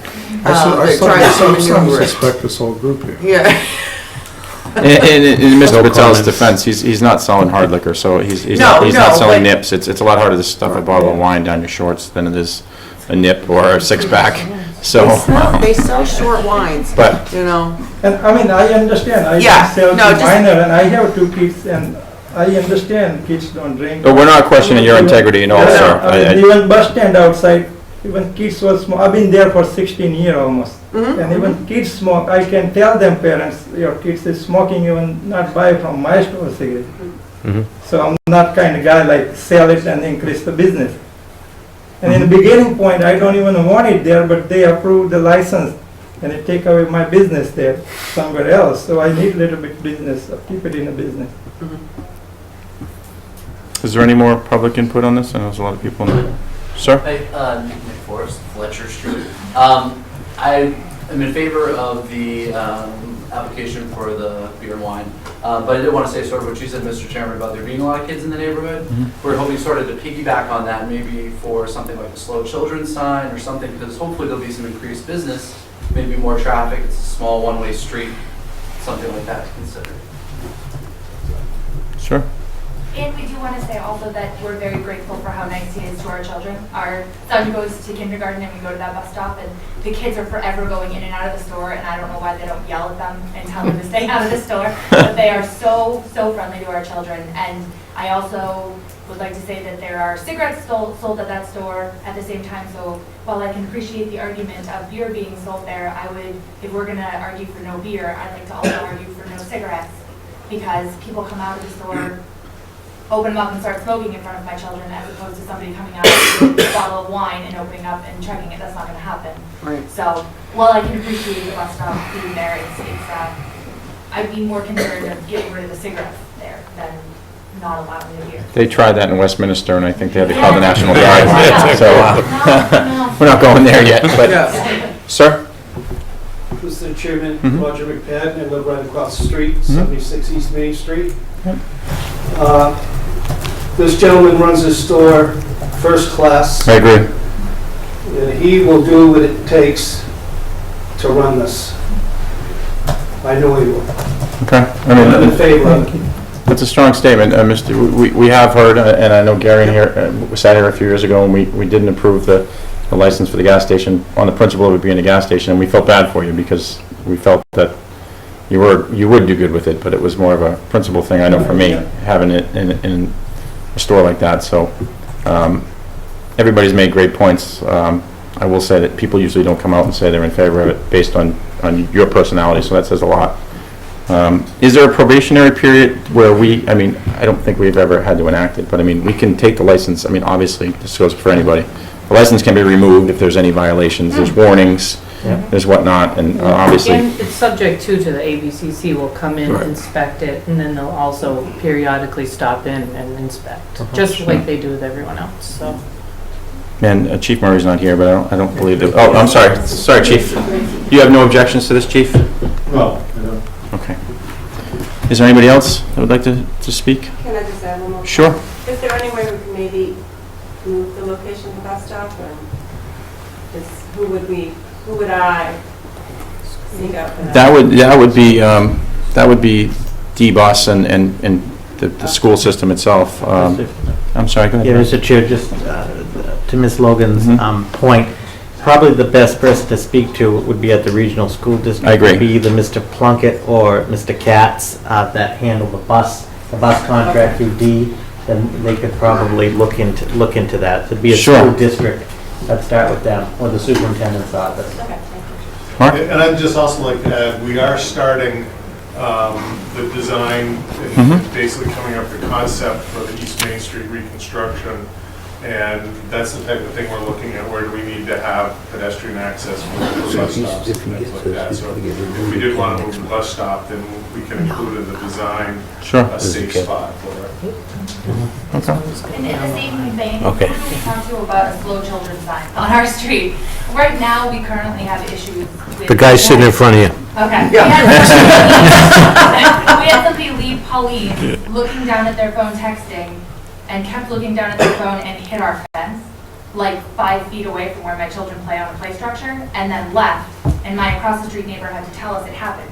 So we had a hit and run situation in our front yard from someone leaving Pauline. So we would just really like to have some kind of signage that would allow people to remember that. Yeah, and there are children. just to elaborate on that, I don't know if you've noticed across town, the DPW and the police department have done a fantastic job. The signs have been popping up all over the place at crosswalks and whatnot. So that's certainly been something we've been working on with Mark to get in his budget for signs, and we've certainly addressed that. So, and I know I've talked to the chief, and I know public input is the best for these guys because they're not there all the time. They may drive by, but residents like yourself are the ones that need to reach out to the chief or to Mark or to us to get the ball rolling, because it's impossible for them to see all the problem areas. And there's a lot of them, and a lot of them have been addressed, but I'm certain that... Ask for a flashing sign. Yeah, and on Maple Street, we don't even have a stop sign, and so Fletcher Street has the stop signs at Maple Street, and so people leave Pauline He and just go submit by the application. And Chief, I think we've discussed that before. Absolutely. Yeah, and Chief, if I recall, I think I brought that up, someone mentioned that to me a while ago, and we had talked about We have been looking into yeah, some weird configurations down there, so feel free, please, everybody. That's why we're here, that's why the chiefs are here, they're very accessible, and they will listen, and they've been proactive about it, so. Go ahead, Janice. I'm sorry. You done? I Yeah. was just gonna make a motion. Okay. Okay. I'm sorry, any more public input on this? Okay, I'm sorry, go ahead. I'd like to make a motion that the Board of Selectmen approve the beer and wine license for Reno Corp., also known as Pauline's Variety. Second, just to amend it, it has to go to ABCC. So Per approved. ABCC, yes. Second, Gary? Yeah. Okay. All in favor, Janice? Aye. Aye. Okay. Chair says aye. The preliminary license to be sent to the ABCC has been approved by the Board of Selectmen. Mr. Patel, congratulations. It is a testament when people come in and say nice things about you, because that usually doesn't happen. Try the chicken, right, Roger? The chicken. Yeah, it's fat-free. You can keep that. It's fat-free. Good luck, gang. Even Good luck. fat-free, eat enough. Thank you. Thank you. Thanks, Roy. Even fat-free, eat enough, it adds up. Everyone, thank you for coming. So I wish people would come Picking my more. nose. Have more public hearings. Well, just in general. like- Make a motion to close public hearing. Seconded? All in favor? Aye. Janice? Aye. Aye. Aye. I was rushing it before. Do you have a try? Motion that hearings go before the budget conversations. Just, you get out of the house, you get 2 kids at home, Yeah. okay? And But it was a lovely anywhere evening. else in the world than right here with all of you. See you guys. Thanks for coming. Ready to switch something? Oh, I got it. See the size of their kids. What's her last name? Forrest, Oh, idea. Nick Forrest. And that's, Did you sign Justin? she's Charlie Schultz's daughter. I don't know if you know Charlie. You got mad because you put your sign on his grass. That was supposed to be on the other I corner know. of my office. That wasn't me. That was my wife. Mr. Copeland? How we doing? I'm good, you? Good. I'm going to vote against this, just because I like to look My at your husband- face up at the transfer station. My husband is in tears My wife loves going up there. because he's and not gonna be up there. I don't know what you got going on. It's but amazing what Maybe goes it's a on up good there. thing I gotta that visit sometime. we get you out of there. I'll visit. All You're not right. gonna be able to join him and her for breakfast now. Pam's going to be very upset. All right, Mark, the floor is yours. All right, thank you. I have Hey, two is this items. right? The first item, as you know, in Public Works, when we have a vacancy and we fill within the ranks, then that opens up another slot, and that opens up another slot. So I'll be back after, assuming this appointment goes forward. We recently filled the position of the Assistant Highway Foreman, and that opened up the position of the wastewater collection system operator, whose primary responsibility is making sure that the sewers all flow in the system. In accordance with the union contract, we did job posting process, and we had one applicant who was Brian Copeland. Brian's currently the transfer station operator. People who use the transfer station see him on Wednesdays, Saturdays, and Sundays up there, but he's also Mondays and Tuesdays. I've been seeing him haul truckloads of leaves back and forth, so he's been pretty busy. We interviewed Brian. We had a series of questions about his experience, his understanding of the job, his ability to take on some new initiatives, and I think Brian will do a really good job for the town. So he's worked for the town since January of 2013, but he does have 10 years of experience in different aspects of public works, and so I think he'll be a good addition to the wastewater operations. So I'm recommending Brian Copeland for the position of wastewater collection system operator, and if the board votes to appoint him, then there would be a 6-month probation period. And this would be effective immediately, Mark?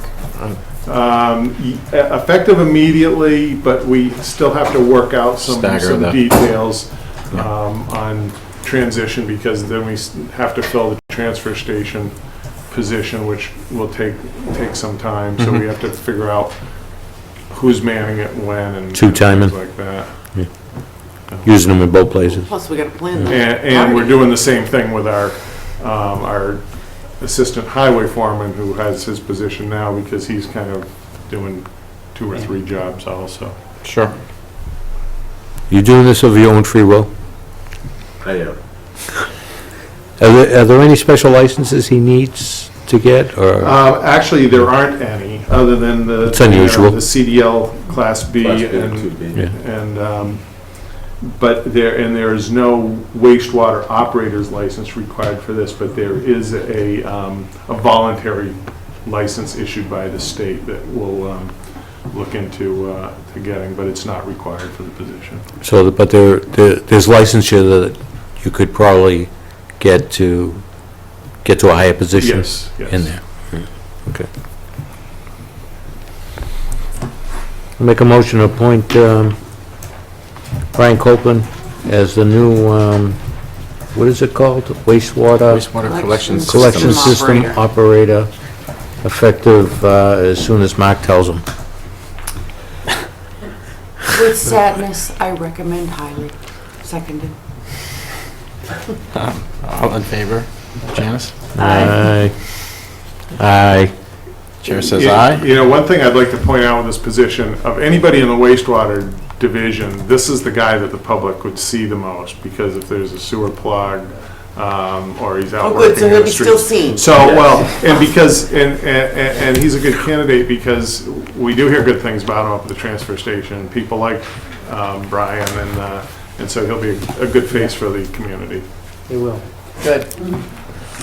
All right, welcome aboard. Well, welcome to your new position. We vote? We did. Oh, did we? Did Did yeah, you? yeah, Roll okay. call? Yeah, I called it. Oh, okay. Okay. Yeah, we voted. I think I did. I didn't.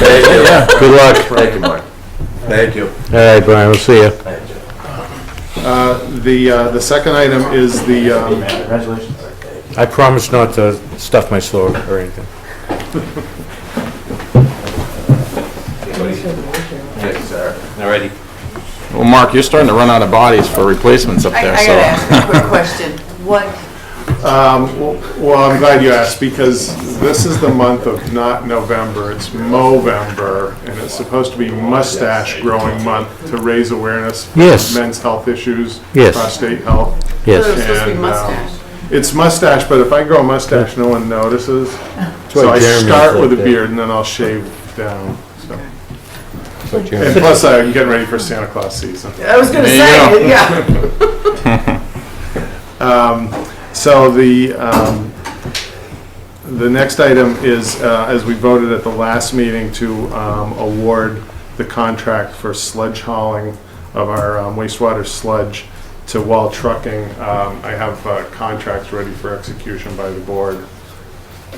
And that's a not to exceed $150,000. The actual estimated cost is about 120 to 130, but it's hard to know, because it varies depending on how much waste we pump and where we take it.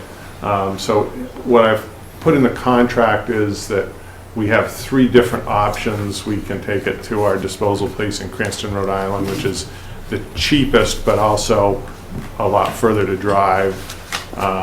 We can take it to Millbury to Upper Blackstone, or the contractor can haul it and dispose of it and charge us for the hauling and disposal cost. But he can't, at this point, take all of our sludge. He can only do about half of it. So we're going to do kind of a mix and match. Are we progressing at all with our friends up the hill at Devon's in terms of working on? Well, I met with them last week, and we need to get back together and compare some numbers. Okay, so that's still, the Yes. ball's still rolling and Right, things are yeah. going, yeah, I knew it was going to take time. I just wanted Yeah. to make sure that they were still, okay. Did we vote on? Didn't we? You voted We voted. to award, but Yes. not to execute the contract, so this is for execution by Oh. We still the need to- board. Yeah, yeah. Okay. Make a motion to approve a contract between Town of Ayer and Wall, where am I? Yeah, all trucking. Wall Trucking, from December 1st, 2014, concluding June 30th, 2015, with 2 one-year extensions. Seconded. Call vote. All in favor, Gary? Aye. Janice? Aye. Chair says aye. Authorize. I have, for all 3 still. Okay. Is there 2 or 3? There's 3 copies. Okay. For all 3 signatures.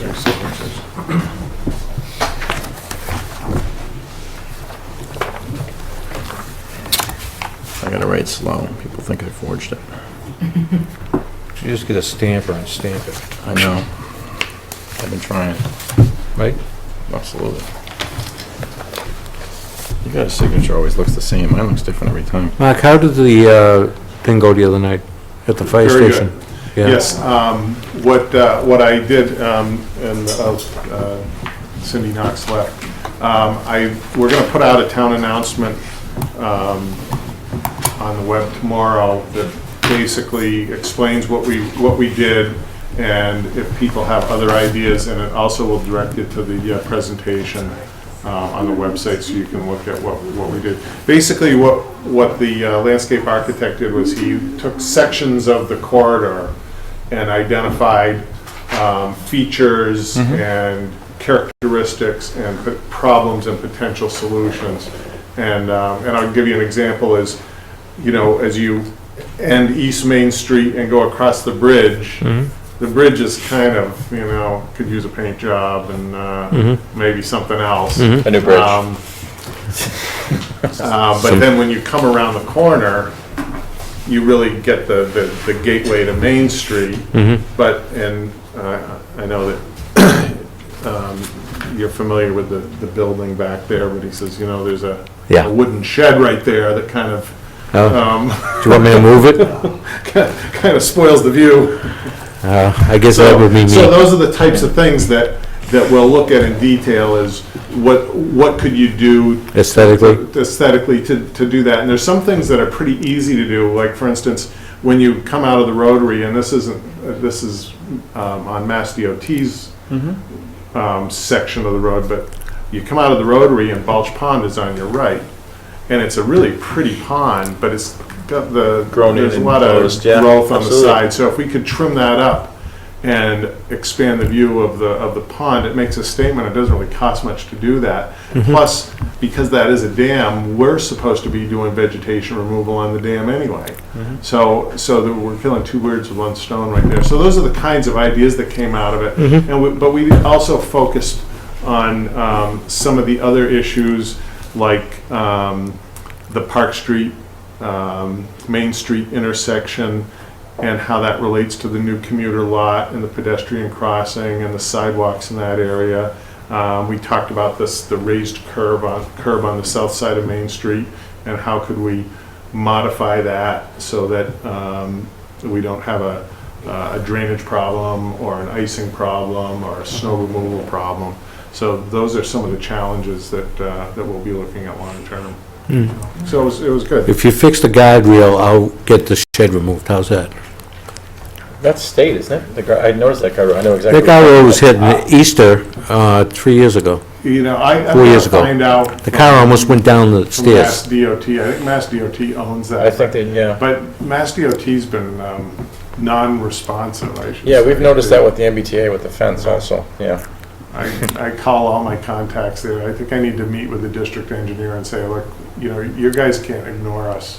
But How I've understood it, Mark, is that they basically have piled them on the Route 2 and the 495 project. Yeah. And everything else around here has basically gotten forgotten. But, that's no excuse not I to agree. return a phone call or anything. Right. I couldn't agree more, So, absolutely.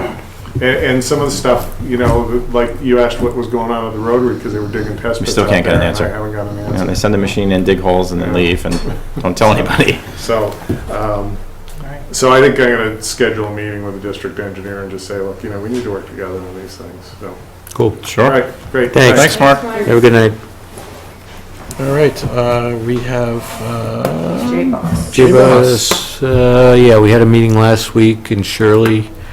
We talked about the 4 zoning changes that we're going to go forward with. They still have to present in Harvard, which I think they're doing this week. And they want to have a full J-Boss meeting on December 18th for all the boards to get together on these items to talk about them, not just individual selectmen. So it'll be in Shirley at 7 o'clock on the 18th, which is a Thursday night. And you're invited. I am. Both of you are. All right, looking forward to it. Invitations in the mail? You just got your invitation. It wasn't in the mail, and you're always advocating mail. See what I can do.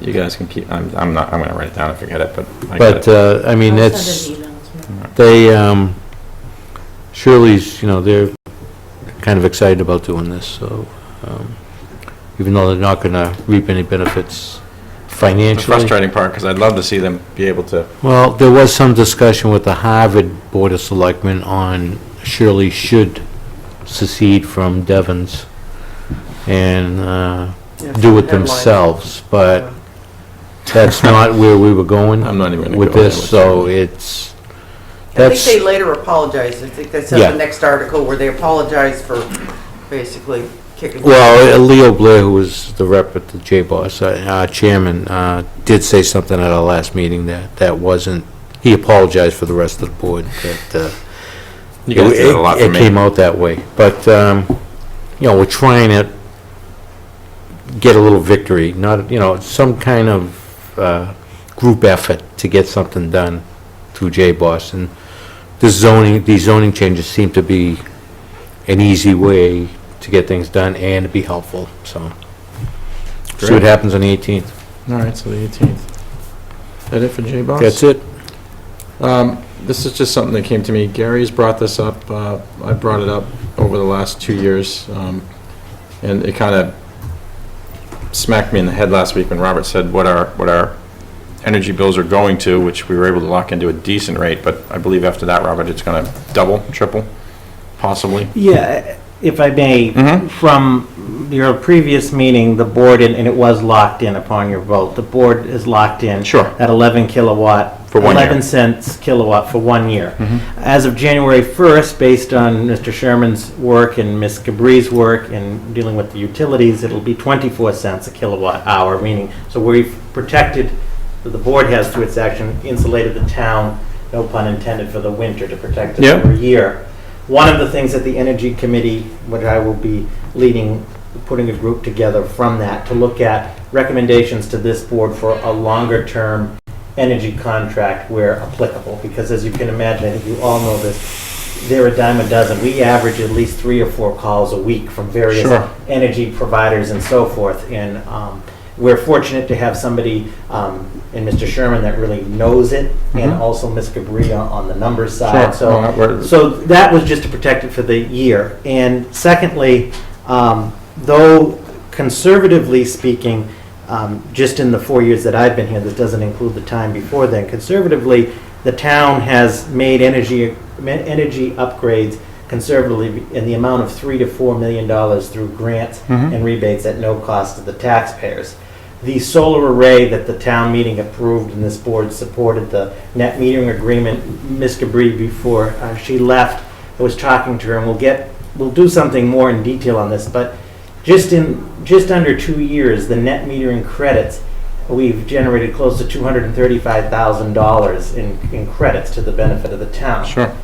So really, 2 of the areas, and I think what you're looking at on this, and you can correct me wrong, 2 of the areas that are still open, if you will, for discussion, and what I mean is the committee, Energy Committee's talked about it, this board has. One is the issue of the streetlights. As you've seen, DPW has begun to make the conversion on some of the decorative lights, and you can notice the difference between the LED and the regular. Absolutely. But one of the issues, I know Selectman Luke has brought this up, you've brought this up, Selectman Hillman in the past, is the idea of the town owning all of the streetlights. The status of that, in all honesty, is still open. I mean, there's been some preliminary work. If the board would like to pursue that in more detail about owning all of them, the pros and the cons. The second piece, when we're talking about LED upgrades, in this building, the town hall building, if you will, the final energy projects, if you will, are the windows, which is for another time when we've talked about that. I'd like to mention that too. But the lights, an upgrade was done with these type of lights. These are the compact fluorescents. These are the compact Yeah. fluorescents. Mr. Sherman did this through a program with National Grid, and there have been savings. Yeah. And I know members of this board have asked now about the LED technology. Why we haven't done the LED technology yet, and I'm just stating what, in talking to facilities, one is, in their analysis, the LED equipment that exists now and the cost return on it, and this may have changed, I mean, in all fairness. It has, but. Okay, I mean, I'm just saying, it may have Yep. changed. At the time, that's why. No, I understand. This was the stepping stone. Right. This technology was, it's like the plasma televisions were $5,000, now they're $400. It's LED was in its infancy when this was correct. Right. So I think, you could correct me if I'm wrong, that was one of, I think, 2 of the issues when you say lighting and energy upgrades. I wanted to, I guess, just in a nutshell, I think we all need to sit down as departments too, because, I mean, this affects all of us. It affects, so, I mean, whether we get the chiefs and Mark and the schools, I mean, we need to come up with a fundamental way to decrease what we're putting out for electricity. And the LED option is certainly a way to go about it. I mean, I'm Shirley has done it with their streetlights, so they're an example. Yeah. Littleton cut Littleton theirs. does, yeah. And I believe, Mark, if I'm not mistaken, said these dropped, even with the new Yes. poles, are Yep. a quarter of what we used to pay. So I mean, if we could do it town-wide, and then I know Mark had mentioned maybe solar down at some of the pump houses that, had, Yep. I guess that's what I'm looking at. We could get together as a team, whether we start funding it maybe out of UDAG or whatever, I mean, free cash, whatever, to start slowly a building at a time. Well, I've had that question with, you go down Route 2, you see Acton, landfill, solar panel. You see Concord, Walden Pond. Can we do it up, the Same old- thing. the old, Middlesex landfill? companies, they got Yeah. a small area there. To that point, if I could just very briefly, Mr. Chair, through you, again, and this is just my opinion, the town of Ayer has done, through the leadership of this board, town meeting, residents, department heads, energy committee, has gone light years just in the last Absolutely. Is that a 4 pun? years in terms of, Light years? well, no pun intended, in terms of all of the improvements. I mean, at minimum cost to the taxpayers, I mean. Sure. And I could list, and maybe that would be beneficial to put on the website. I began to put a list of all the things we've done. With that being said, looking at it, there are, and one of the things, again, is the solar array that we belong to in Southbridge. I can't emphasize enough, it costs the town nothing to participate. No, absolutely. Ms. Cabri did a lot of work on these things called Schedule Zs and Mark and everything, but what I'm saying is a lot of staff time. But $233,000 in just in net metering credits is pretty good, and we're in that, for the next 8 years. There are 4 areas that I call them open areas because some work's been done, but to bring them to conclusion. One of them is the issue of, I guess you could say, the next generation of LED integration within buildings where applicable, and maybe we can look at this again. Yep. 2, the issue of the street lights, and that's has subpart A and subpart B. Subpart A is the conversion of the street lights to LED, which is underway to some extent, but also B, looking at the larger issue of does the town of Ayer, and this is a rhetorical question at this point, is it in the best interest of the town to own the lights, the street lights? The third area is the issue of actual solar fields. The Energy Committee had gone through various iterations. There are 4 potential town-owned assets in the town that are not developable land, the form of filter beds, the form of landfill, that could be developed into solar fields.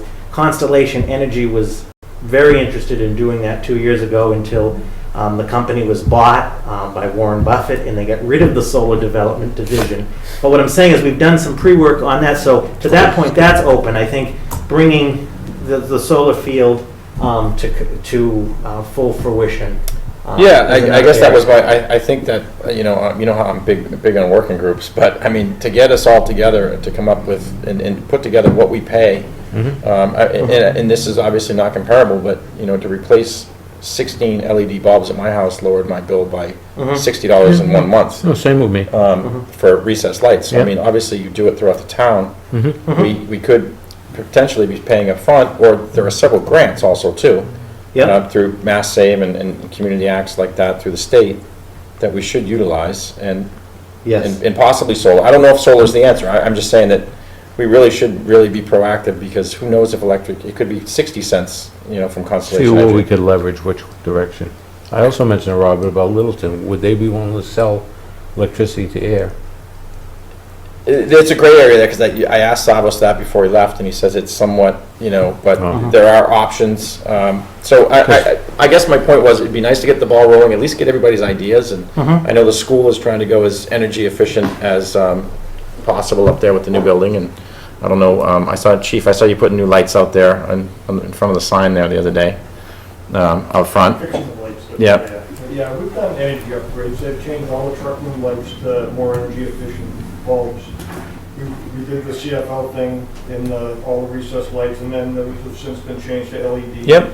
we looked at changing the wall packs outside to a different kind, and I don't know, I thought there was a grant available for that, but that kind of fell through the cracks. So- They've come way down too. I just actually priced them for my wife's building, and it's dramatic what happens in just a matter of a couple weeks' time sometimes with these mass saves. Sometimes kicks in incentives where the price drops dramatically. Yeah, I know that the Mass save is great. wall packs wouldn't take the LED lighting without changing. Sure. You know, the whole thing, it wasn't worth it. And fluorescents were not accessible up until recently when I stopped at the new, it might be Mr. Patel's store down there. If you stop at the old Cumberland Farms, it's completely LED. You can get a suntan when you go in there now, because he said his electric bill plummeted because he switched all his fluorescent bulbs to LED bulbs, and the cost was dramatic. So that's what's kind of got my, Yeah, I didn't know they had those. yeah, it's relatively new, but the price has really come down, so it's competitive to do. Just two final points from me. One is, I just can't underscore enough too, that all of the efforts, and it's really been a community effort. I think sometimes if we hadn't done what we've done over the last 4 years, or really the last 10 years, if we hadn't taken those measures, can you imagine what the energy impact would be? I mean, couldn't agree more. the thing that Mr. Sherman and I talk about all the time, and Ms. Cabri, is as we continue to make great strides in energy efficiency, it's the costs that keep, So you're outweighing them, so correct. And so maybe, Mr. Chair, to conclude on this point respectfully, then perhaps the energy agenda, for lack of a better word, for the committee, because they're just closing out the Green Community Grant, and there'll be another one available. These 4 areas, one being LED integration where applicable, the issue of the street lights, both the LED conversion and the issue, I mean, that would be something for this board. Sure. To get this board the information as to, is it in our best interest to own them or not? Third, the solar field development, which we did come to an endpoint on, but we do have those 4 assets. And then lastly, as we always do, any other opportunities. So I Sure. could convene that group and the chiefs. Yeah, the schools. A lot of the schools, folks, and I can invite the PW schools and- down. Into Maybe the after the committee. first of the year when things settle down. And then I will report back to this board. Okay. Because those are really, I see those as the 3 areas. Yeah, and there's companies that come in obviously and do audits too, so not to belabor this, but I mean, it's something we could look into and see if it's worth doing, which I think it will be, but I'm not an expert at it, so maybe that's something we could look into as, getting together with everybody after the holidays and at least kick it around. Mary? Quick question, Mr. Chair. I think when we did everything here, Robert, we never went further so that whoever the facilities manager is could correct the lighting. For example, if somebody left all the lights on, you could notify him and he could change it from home. I don't think we finished that process. Through the chair, to Ms. Spinner's point, as the board is aware, the automated system, which was grant funded as a $27,000 project, right now, automated all of the climate control, including it can be done by a laptop remotely. One of the final, and that was a phased in, the final component to that will be the lighting. So that's something in the next round of the Green Communities Grant. So now all the lighting will be monitored and can be controlled remotely. That's great. So we could be sitting here and he could just decide, I've had enough of you. Right. He already does it with the cooling. Or he could be off-site and say the lights get left on the Great Hall. And there is one final component to this whole system. There's the climate control, there's the lighting, and if some point, just in full disclosure, if the town ever needed to, there's a security component as well. So it's a very flexible system, but thank you for bringing that up, Mary, because we were unable to do it all at once, but that is will be a small piece of the next Green Grant. So maybe we could pencil that in to convene something after we all perhaps after the holidays. Yeah, I think that'd be the best. It's a little tight. The one other quick question: where do we? The Windows thing is driving me mad with our friend down in Cambridge who wants to stomp his feet and hold his breath. Yeah. Can we just buy the windows and put them in? I will have. So just I think we've already discussed this, but real quick. We have a historic preservation restriction on the building. It's a designation. The town received some funding for that. Just to clarify, this is not our Ayer Historic District who is signed off on this. This is some guy down in Cambridge. Correct. And there was some fundings windows on. that the town received for that. The way this restriction is written is an older one. is it requires any project you're going to do to be procured and submitted for approval. So we proceeded with the whole window project. Town meeting approved the funding. Mr. Sherman did all the technical work. Yeah, it was I did teed the up. procurement work, all teed up.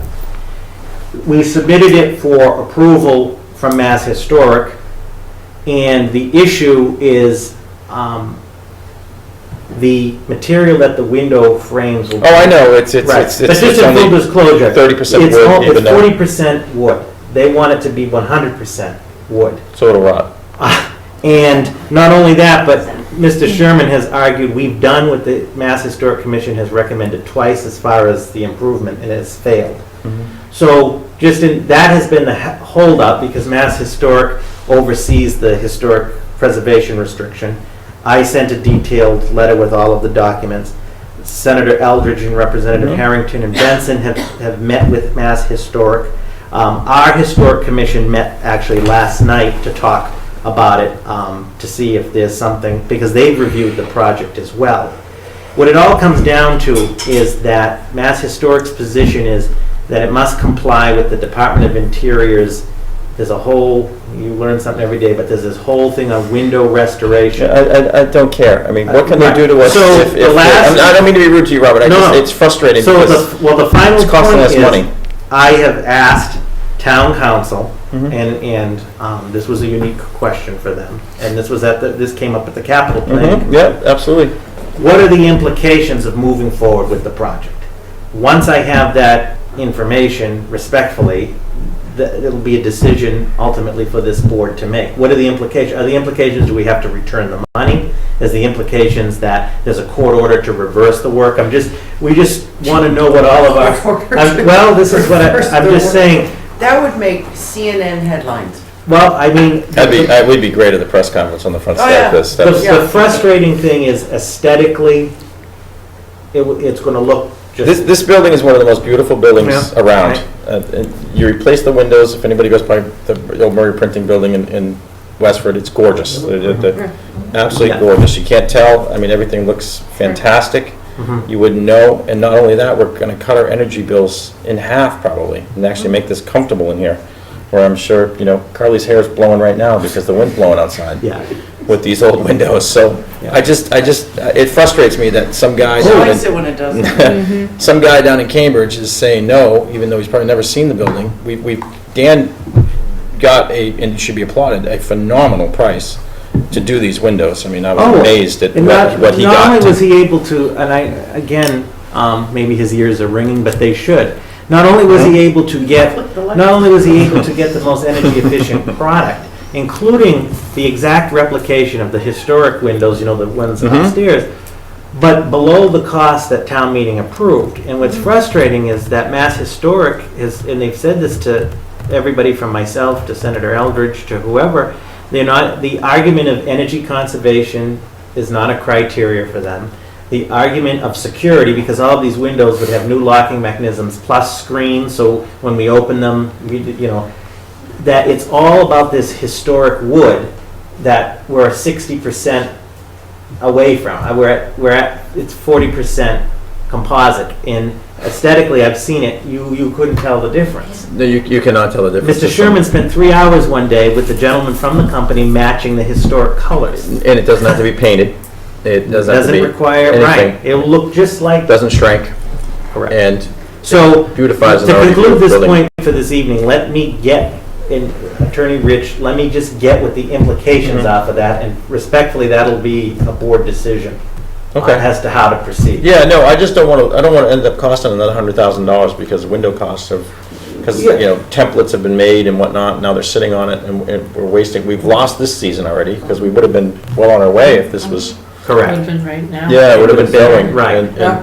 And honestly, they want to fine us. We'll save it in our energy costs so they can have it. And to Dan's credit, and the contract that it was awarded to Anderson for renewals is still holding the price, which is not going to last for long when the first of the year comes. And so sorry to keep belaboring it. I just think we need to I really. hope to have something before Okay. you. And I know you're working on it. I just it maddens me that some guy down on Lintillion Street in Cambridge is telling us that we got to have wood windows, and if not, put storms on. The other thing I should mention, one last thing, That won't Mr. Chair. We are also in the process of trying to, we know for a fact that there have been other historic buildings that have received historic money, including in this town, Mhm. that have used. Pleasant Street School. have Exactly. used composite materials, and therefore that's our next argument in addition to what the implications are. Well, these folks, now whether they have just done it, I don't know what their restrictions said, but we're looking for some case studies to leverage against it.